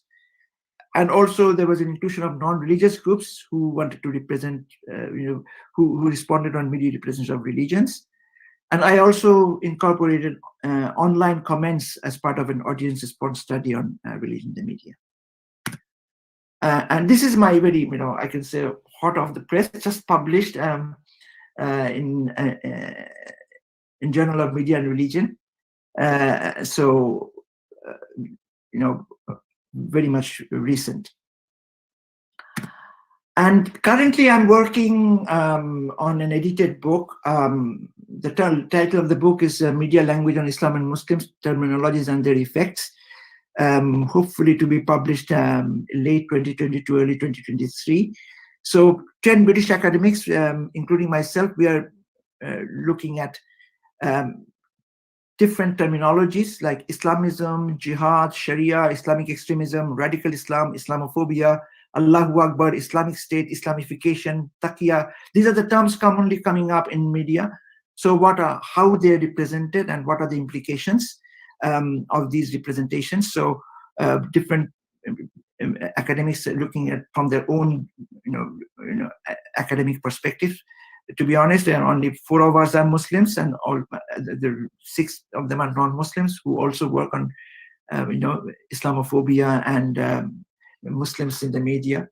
So they are contributing in different top universities like Oxford, Edinburgh, Leeds, in different universities. They are highly established academics, so they are contributing in this work. And outside university, I'm a member of the editorial board of the American Journal of Islam and Muslims, the IIIT journal, and I also regularly review IIIT journals published in different countries and books.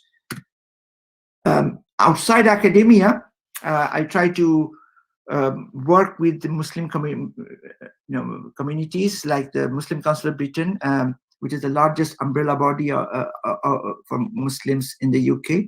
So I am an advisor to the Center for Media Monitoring and contribute, myself in their annual reports. And I'm the principal and academic advisor to the Media Style Guide project. So this Media Style Guide project is actually looking at 10 terms that we are analyzing in the book, but there are many more items, around 50 terms used in the media. With their discussion, like Mihdad Versi, with their discussion on media,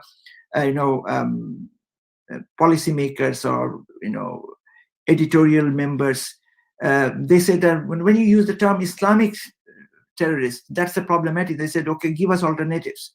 So we are developing this media style guide for them to use. So sort of, they have like writers have style guides, so how they can, for them to really understand how using these terms is problematic and what kind of alternative they can think of.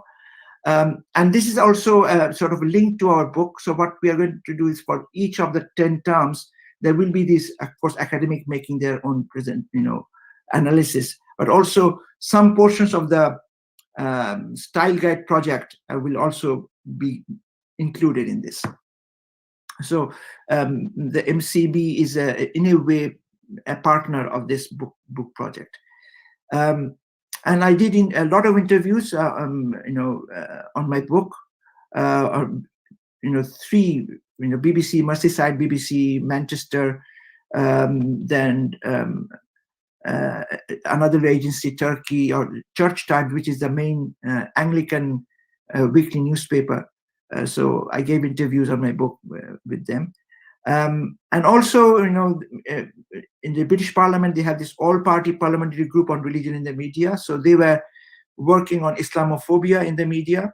So asked me to, as one of the contributors, to provide a written evidence, and then there were oral discussions with academics. And of course, they published a report a few months ago, and I was cited in that report as well. I'm also part of the British Muslim Heritage Center's Policy and Research Group.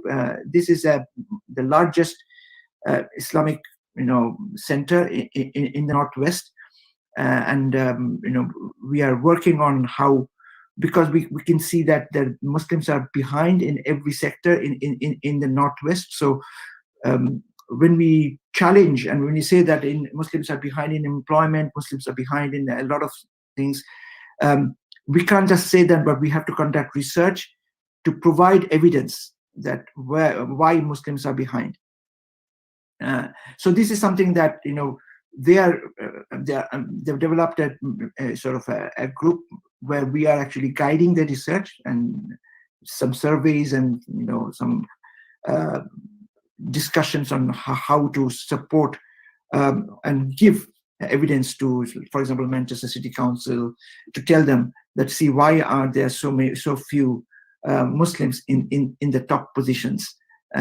So just saying that is not enough. We have to provide evidence. So that's why we are working on this. So to conclude, one of the things that my father always used to tell me, that there is no worldly life for a mu'min. So whatever we do as in worldly activities, it will bring rewards if our intention is to please Allah. So that, I feel, should be the mantra of a Muslim academic, that whatever I'm doing, of course, I'm working for the humanity, so I'm serving Islam. But also, whenever there is possibility, I'll bring my deen into my teaching and research.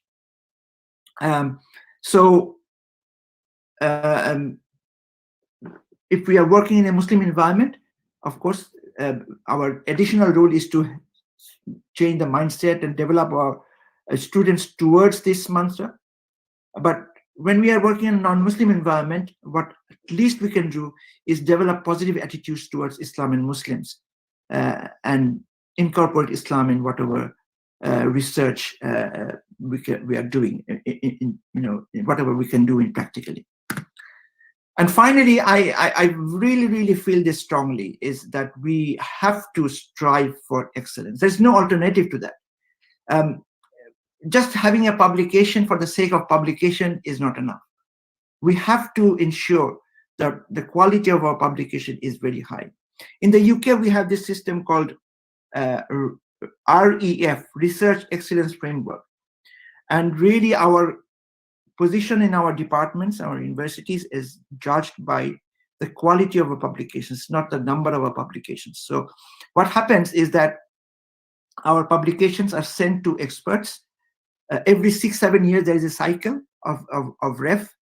And in that, they judge the quality of a publication and give points. For example, 1 star is nationally recognized, 2 studies nationally excellent, 3 star is internationally recognized, and 4 star is world leading. So this is how it is judged. So our publications, for example, just to say, my book was sent to external. So what, before it is sent for the REF cycle, the last REF cycle was published just a few months ago. The universities actually make some external advisors who have worked in the REF advisory board, and they send our publications to them to judge the quality. And generally, they are a little bit more stringent in giving them the marks. So, for example, if you are given 3 star, eventually, normally in the main judgment, it comes up to 4 star. So that's generally the case. So Alhamdulillah, my book was judged as 3 star, and she just the external said, gave one technical point of why she couldn't judge it at 4-star, but she told me that there's all possibility that it could be started 4-star. 4-star means world leading. So we need to strive for, I'm not saying that all my publications will be like that, or and all my publications are like that, but as long as we try to publish research in such a way in top journals, publish monographs, and aim high and to publish the best quality, because then people will read it. There will be more readership, more criticism, more. I've seen my book reviews in top journals, and of course, book reviews will always have some issues, but I've seen quite positive reviews in top journals. So if we strive for that, then people will take notice. Otherwise, if we publish, again, what is our intention? Do you want to serve? Do you want to, serve the humanity and in that way please Allah? So, or we want to publish so that we can get promotion. So what is our purpose? So that goal has to be set. And for students, my suggestion is to aim high, and dedicate yourselves that when you graduate, your main aim is to contribute humanity through excellent contributions in whatever career you take. So I feel very, very strongly about it, and thank you for hearing patiently, and later on, of course, I'll be happy to answer any questions. Thank you so much, Dr. Salman Al-Azami. We are very pressed on time. I will not take much. I just want to invite Dr. Ubaid Hamid to make a brief response. He is with the Faculty of Education with the University of Queensland in Australia. Dr. Ubaid Hamid. Okay, Assalamu alaikum. Wa alaikum assalam. Yeah, well, first of all, I'm really pleased and honored to be included in this noble company. Thank you for extending the invitation. But of course, I'm aware that I'm actually a misfit. I'm a one-eyed man. I'm a typical Bangladeshi man who went through the mainstream education, and it was secular education. What that meant is that I only learned secular knowledge to be a good consumer at the expense of the knowledge of Islam and Allah subhanahu wa ta'ala. So I'm someone who would be talking about things about which I have very little knowledge. So please forgive my ignorance, and may Allah forgive me as well, and may Allah guide me in the right path. It was really an honor for me to listen to the two presentations, particularly the first talk by Professor Kamal Hassan. I actually came to know him through Mahmoud, my friend and colleague at Dhaka University, and then Brother Salman Al-Azami. It's really great. I'm sorry I missed the meeting yesterday. I wish I had a conversation with you yesterday. But anyway, so what I would like to point out, just a few things. I know we don't have much time. So I see the two talks today as complementary. So one is at the sort of macro level, and the other one is micro level. If Professor Kamal Hassan's talk is at sort of theoretical level, talking about the paradigms or civilizations at war, Dr. Salman Al-Azami gave us a practical, complementary, micro perspective. I have been benefited by the talk because even though I don't have much Islamic knowledge, I'm really keen on to live my life with Iman and live as a Muslim and die as a Muslim. So in that sense, your practical example of being an academic in all aspects of academic life, for example, your teaching, your research, and your social service that you talk about. So these are all great examples for me. I think I am perhaps the best beneficiary of this event, more than perhaps anyone else. Okay, so yeah, I'm really thankful to all of you for organizing this event, and particularly Professor Kamal, Hassan, and Dr. Salman Al-Azami for your very insightful, very informative, and at the same time very useful and practical suggestions, and at the same time the principles that you have provided, particularly for me. Perhaps I can speak only for myself. Okay, so I would just highlight some of the key points that I noted when I was listening to you. And this includes both practical strategies, approaches, methodologies, and at the same time principles. So I really, I was really impressed by the first principle that you mentioned, that the key idea that we should consider all knowledge as Islamic, as long as it contributes to the betterment of the humanity. And I think that is an important point, because that will actually help us to drive away many of our confusions, our misunderstandings and misconceptions that we have. Even I would say that sometimes I also think about whether I should be focusing on what is called worldly knowledge, because ultimately it's not coming to any use in the afterlife, for example. But you really made that point clear. Okay, and you also talked about focusing on the Islamization of the minds. That is also an important point. So we have to focus on the not just the Islamization of knowledge, but also look into ourselves and our hearts and our minds. Okay, another principle that you made very clear is that we have to ask a question constantly to ourselves, and that is our identity as Muslims at the core of whatever we do, teaching, learning, research, so on and so forth. Okay, and your final principle, which I will take perhaps more than any other point, is that whatever I do, I should be guided by the principle of pleasing Allah subhanahu wa ta'ala. So if we are guided by that principle, then we will understand that yes, we are doing the right thing. And of course, yes, I agree with you that we have to strive for excellence. And I think this is one of the problems that unfortunately we have more than perhaps any other groups, that we compromise with excellence. And this is not just in academia, so other areas of life.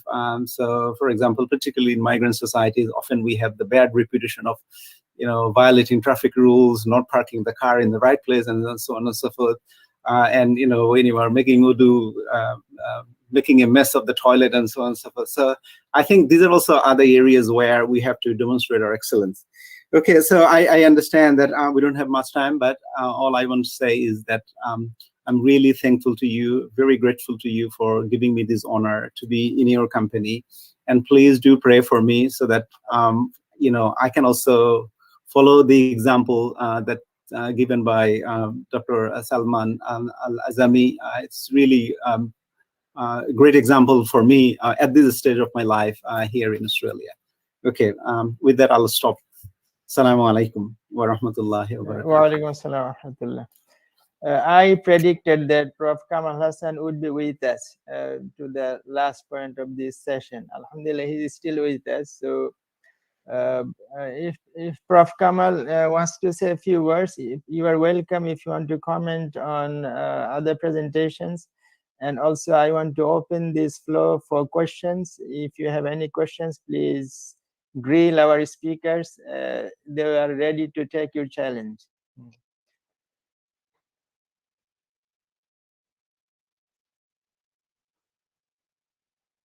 Prof, you need to unmute yourself. Okay, thank you very much, Dr. Salman and also Dr. Ubaid for the comments. It's very instructive because here from Dr. Salman's presentation, I could see how a Muslim academic in a British cultural context, develops his career and also his identity.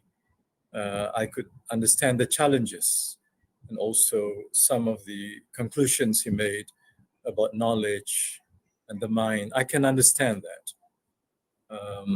Just as I could also understand why Professor Fazlur Rahman, of course, he stayed for many years and worked at Chicago for many years. And he too talked about the Islamization of the mind and was very critical about Islamization of knowledge. Because this is not the occasion to discuss this issue. We in IIUM spent for the last nearly 40 years explaining what we mean by Islamization of knowledge, which never left aside the issue of Islamization of the heart or the mind. We call that Islamization of the self, Aslamatul Nafs, as preceding Aslamatul Ma'rifah. And of course, what we mean by knowledge that is to be subjected to human scrutiny is human knowledge, not divine knowledge, not the knowledge of God, but the knowledge produced by the faulty human mind or human reason. And at the same time, we are open to all that is good coming from outside. So, but I can understand why Professor Fazlur Rahman talked of Islamization of the mind rather than Islamization of knowledge. Okay, so that's one thing that just a note on that because that should open up further discussions, but this is not the time for that. The other thing is about what Dr. Salman mentioned about the impact now of decolonization on the minds of the young people, especially in Europe and also maybe also in America, but more so in England. I was wondering if this is affecting the younger generation more than the older generation. The younger generation does not have the burden of the guilt of colonialism. It was their parents, their fathers who were guilty of this. But they may be white, but they are born into a new world where they see people as human beings and not judging them by the color. Whereas their parents used to judge people by the color. And that's how the colonial masters taught the subjects, the colonial subjects. You are inferior because you are black or brown. But I presume the younger generation does not consider that as really relevant anymore because they're not part of the empire. They are more concerned about human rights, also LGBT, sexual preferences, and all that. So, and I was wondering, Dr. Salman, is the older generation in UK, is there a gap between the younger generation who is now really taking decolonization as a big thing, and this is affecting even the academia in several universities in UK, let's say not wanting to teach some of the subjects which were taught during the colonial period. So how do you see this this new trend of this decolonization ethos, you might say, among the young? Is this being shared by their parents, or how do you see the whole thing? Thank you very much. Thank you, Professor Kamal Hassan. First of all, of course, my perspective of Islamization knowledge, I'm fully supportive of Islamization of knowledge, and these are not mutually exclusive. So definitely, both can go together. So I'm not a critic of Islamization of knowledge in any way, shape, or form. On your question, I feel that there is a beginning. This is a beginning taking place. I think it triggered the Black Lives Matter movement recently. Triggered this. You can see that in all aspects. And of course, there are huge. The racism is a big issue in this country. Still, it's not as bad as America, because in America, institutional racism is even much higher. So here, it's not as high, but still, the current government has issues, and they recently, made went through sort of a review, and the people who came up with the report were actually always people who denied racism, and they came out with the solution that racism, that Britain is not institutionally racist, and that created huge, criticism, because that's really trying to whitewash the context. So we can easily see that Boris Johnson himself has been a lot of racist elements. He called black people with watermelon smiles, and called Muslim with niqab, Muslim women with niqab as litter boxes and bank robbers. So these are huge discussions going on in politics, in terms of, and as you can see, in the European Championship final, when 3 black players missed penalties, there was huge racism issues. But again, there are anti-racism campaign is very, very strong here. And the black, for example, the English football team itself, all the footballers take the knees before the Premiership matches. So there is this gap. No doubt about it, because people, the older generation, but I do not want to put all the older generation as racist and the younger generation as non-racist. It doesn't work like that.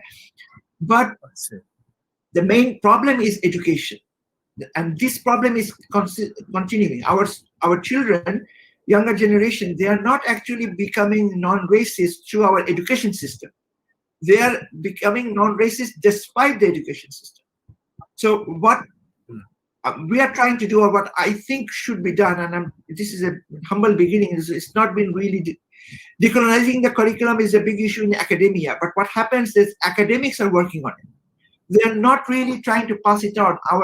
My main target is teacher trainers, because teacher training institutions, we have a big teacher training institute now in own university. So Brother Ubaid, he works in faculty of education. So this is an area, because they are the ones who are going to teach primary and secondary school children. So if we change the mindset of the teachers, they will. There are schools, because when we had a workshop with a head teacher of a primary school and a head teacher of a very top grammar school here, and they both said that it's not that there is no opportunity to include these in our curriculum. We just don't give priority to it. Okay, so it's not that you cannot teach decolonization. They give a lot of time on ancient Egyptian history, our children, but they don't know what their own British history is. They just keep the history. They go from the past at the beginning, and then they skip, and then they come to the world wars. So they skip the colonization part, and they said that there is scope. So if we change the mindset of the teachers, then they will understand how important it is, if we want to create an equal society, how important it is to include it in their teaching. So that is something that needs to be done. So a lot of work needs to be done. It's now academics are really talking about it in our university. In our university, we have learning and teaching days for academics. So the university-wide learning and teaching, the first time this year, I mean, in the last academic year, at the end of the last academic year, there was a presentation of decolonizing the curriculum. So they are taking this seriously. That what I'm working in our Tutu Center, the research center, I'm being supported, and so that is a positive thing. So let's see how it works out. But we want to change the mindset of the teachers. That's very important. Okay, thank you. Thank you very much, Dr. Salman. Okay, we have run out of time, but Google is still generous. Google allows us to continue beyond 5 o'clock. So please, if you have more questions or contributions, feel free to ask.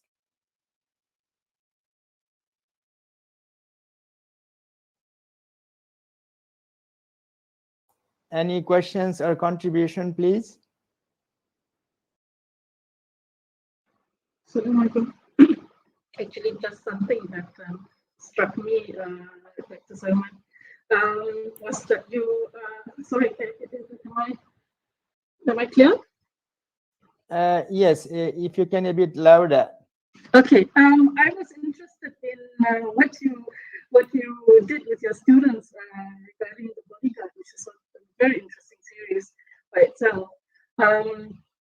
The bodyguard itself actually deals with more than one stereotype, and it actually depends on the audience's preconceived notions about Muslims in the first place, and their ideas about Muslim, not just Muslim women, but also Muslim men. So I'm very interested in how you use that with your students, and what discussions come out of it.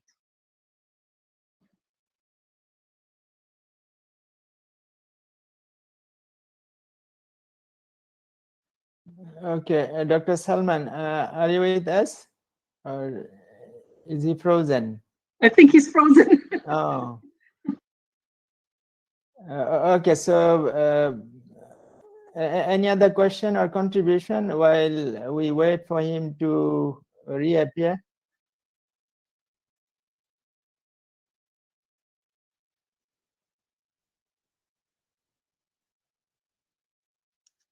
Dr. Mahmood, I've got one question for Dr. Salman. Okay, we can hear your question, but we cannot guarantee any answer.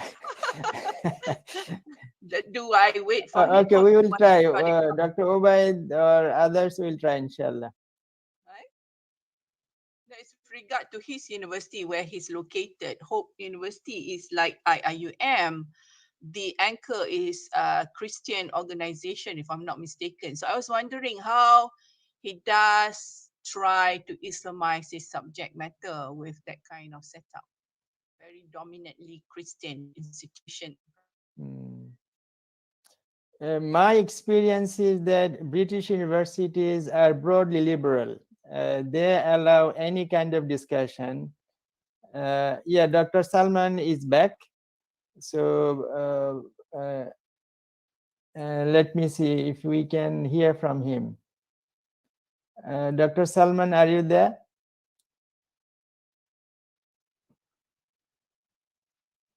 Okay, anyway, yeah, Dr. Salman.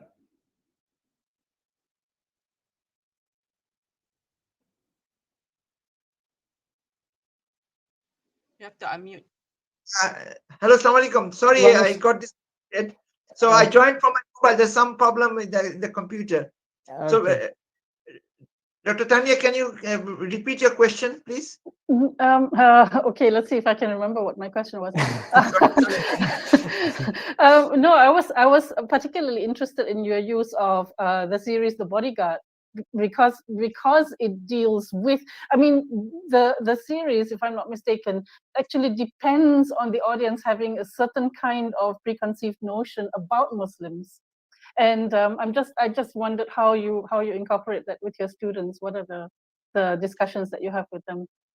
Yeah, I mean, the thing is, my style is, tell them, watch it and let me know what you feel. It's just, it's more of a, they come up with the examples. I say that, what do you think? Then I cry, they give reaction, then I ask questions. For example, do you think that a Muslim woman, it is representative? I mean, how much are you aware of Muslim women being terrorists? What are the examples? And I give statistics and examples that how many, when there were of course I admit that there have been terrorist attacks by Muslims, but how many of them have been women in hijab?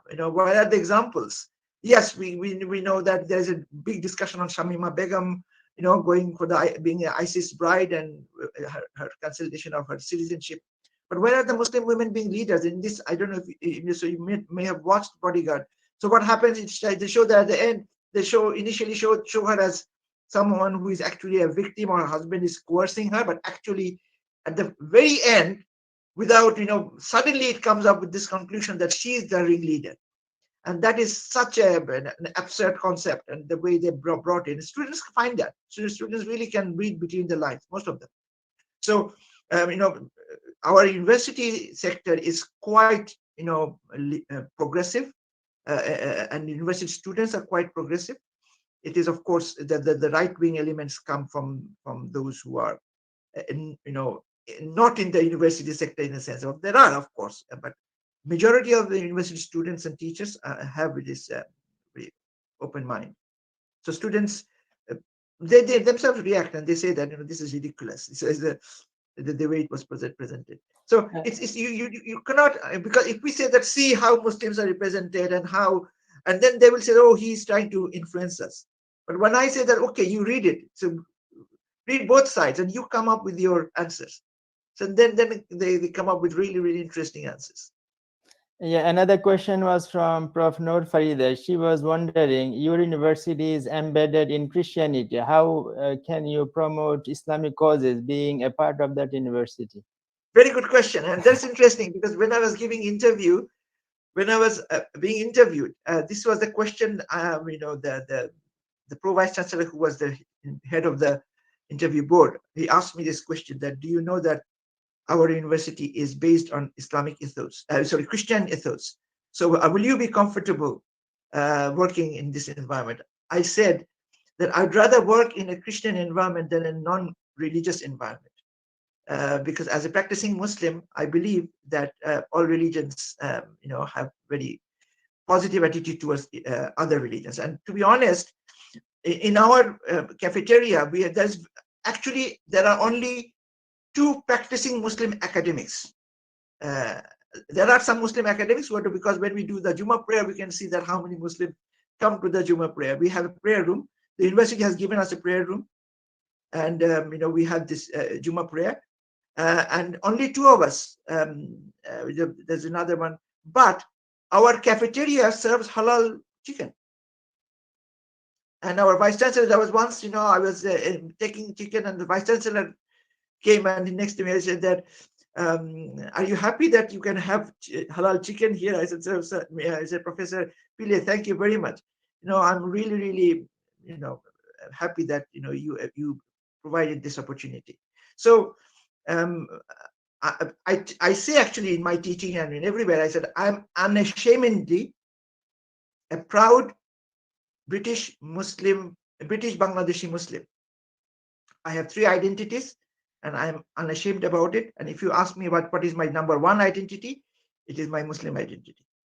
So my students know it, my colleagues know it, and they're absolutely no problem. So, they are supportive of it. Very encouraging, very interesting. Any other questions, please? I think there was a question from a student in the chat box. Oh, in the chat box. Yes. From Haifa. Would you mind reading it? I can see it. Okay, it says, okay, Assalamu alaikum. Thank you for this very informative talk. I would like to ask one question. We are aware that English is associated with Western values. Thus, many Malaysian youth learn English via internet nowadays, which indirectly exposes them, I think, to Western values such as LGBTQ+ community and gender equality.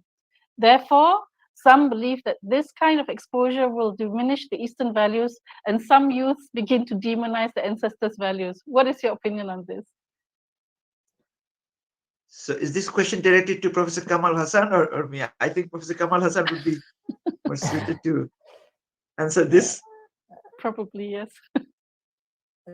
Prof.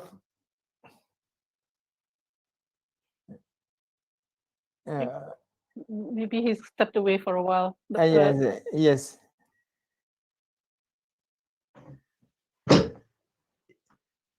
Is he around? Yes. I think he's talking on the phone maybe at the moment. Yeah, I think Salman, but you go first, please.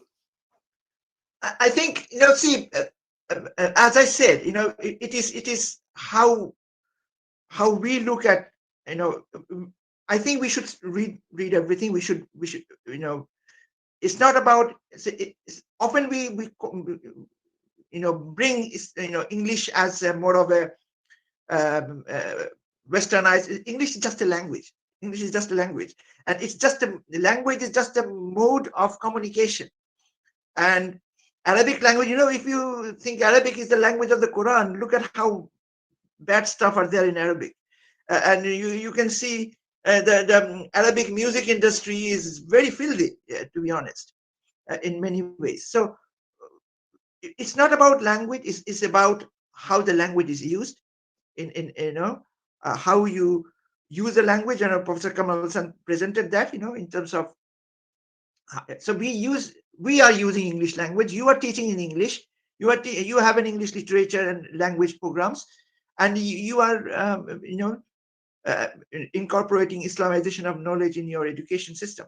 So yes, I have no problem in gender equality issues, where I don't talk about. This is an interesting one about gender equality. I do talk about gender issues. So when I said I don't believe in gender equality, I believe in gender fairness, because we are not equal, but each should be treated fairly. So that is another. But gender, we have Islam actually liberated women. So these are, when these issues come, I say that I challenge them. So you read, how many of you read Pride and Prejudice? And that is an example of the distribution of wealth among children, how the 5 girls were deprived of their property because they didn't have a brother, and Islam gave it 1400, 1500 years ago.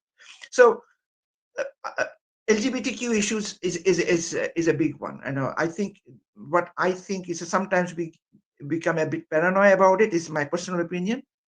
As Muslims, we become too much paranoia about. We have to understand that this is a changed circumstances, and we have to adapt, not compromising with our deen. We have to understand that these issues will be there, but it is how we perceive things, how we apply our knowledge is more important than how you get. So you read something, but you don't take it all. You understand. We critically read.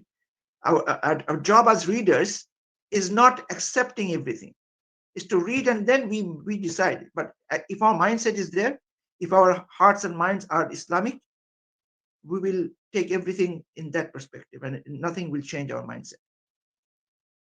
I don't know if I could answer the question. Yes, we get it. So any final question? We need to close very soon. Any final questions or comments?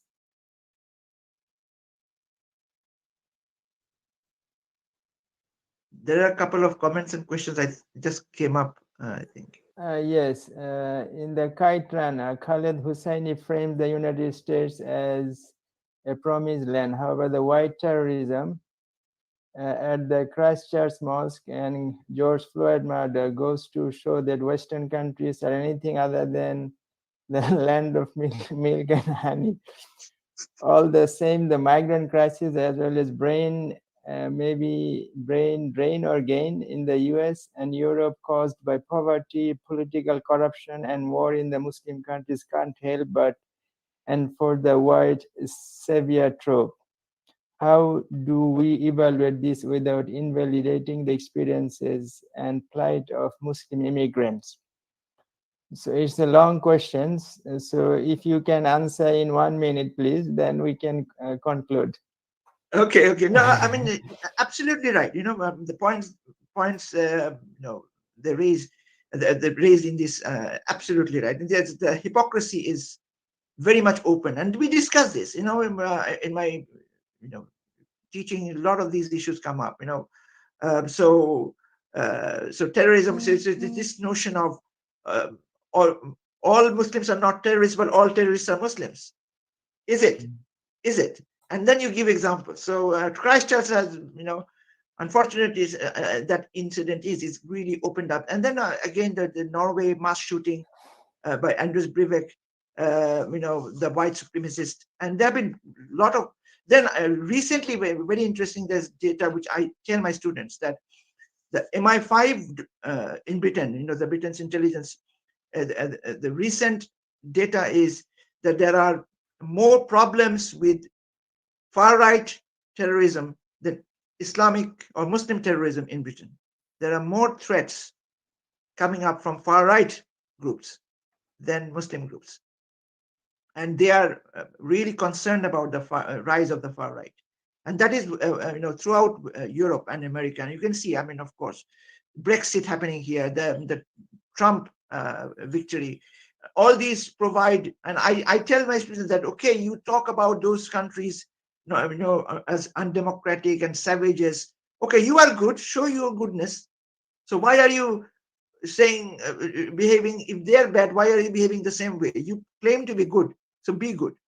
You're not being good, what you are doing. So it is, a lot of voices are being raised about it.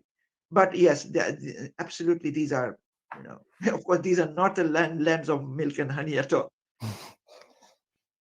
Okay, thank you so much. Thank you so much. All of us have been benefited from this session. I just want to conclude with this statement that what Dr. Salman Al-Azami and what Dr. Professor Kamal Hassan said comes to this point that all of us need to be hardworking. Islamization of knowledge is not simply a slogan. It is blood, sweat, and tears. We need to work hard. Allah subhanahu wa ta'ala says in Surah Al-Qariyah, A'udhu billahi minash shaitanir rajim, فَأَمَّا مَنْ ثَقُلَتْ مَوَازِينُهُ فَهُوَ فِي عِيشَةٍ رَاضِيَةٍ. So whatever we do, it needs to be weighty. It needs to be heavy. Instead of publishing 10 books of poor quality, one book of good quality is better. Instead of publishing 100 articles of poor quality, 5 articles of good quality are better. So this is what I understand from this verse. فَأَمَّا مَنْ ثَقُلَتْ مَوَازِينُهُ فَهُوَ فِي عِيشَةٍ رَاضِيَةٍ. Whatever we do, it must be weighty. It must be heavy. The mizan in life hereafter will be heavier if we do meaningful work that has huge impact on society. And as intellectuals, as educators, we have a big responsibilities. All of us are privileged in one way or other. Allah subhanahu wa ta'ala says in the last verse of Surah Al-An'am, هو الذي جعلكم خلائف الأرض ورفع بعضكم فوق بعض ليبلوكم فيما آتاكم. We are of different statuses, we are of different stages. Some of us are superior to others in terms of social status, in terms of authority, but everything is لِيَبْلُوَكُمْ فِيمَا آتَاكُمْ. Allah wants to test us in what He has given us. If I have given authority, Allah is watching over me, whether I am using this authority responsibility. If Allah has given me knowledge, He is also watching over me, whether I am using this knowledge responsibly and for the sake of humanity. So with this, I conclude. Let us recite Surah Al-Asr and Tasbih Kifara.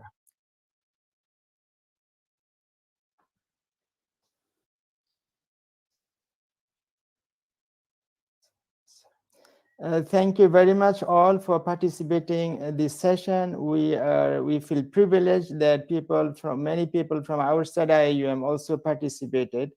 Inshallah, we will keep organizing such events in the future with your help, and let us make dua to Allah so that all of us can contribute, inshallah. Assalamu alaikum wa rahmatullah.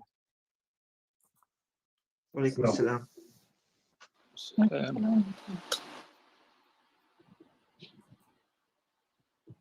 Thank you so much for coming.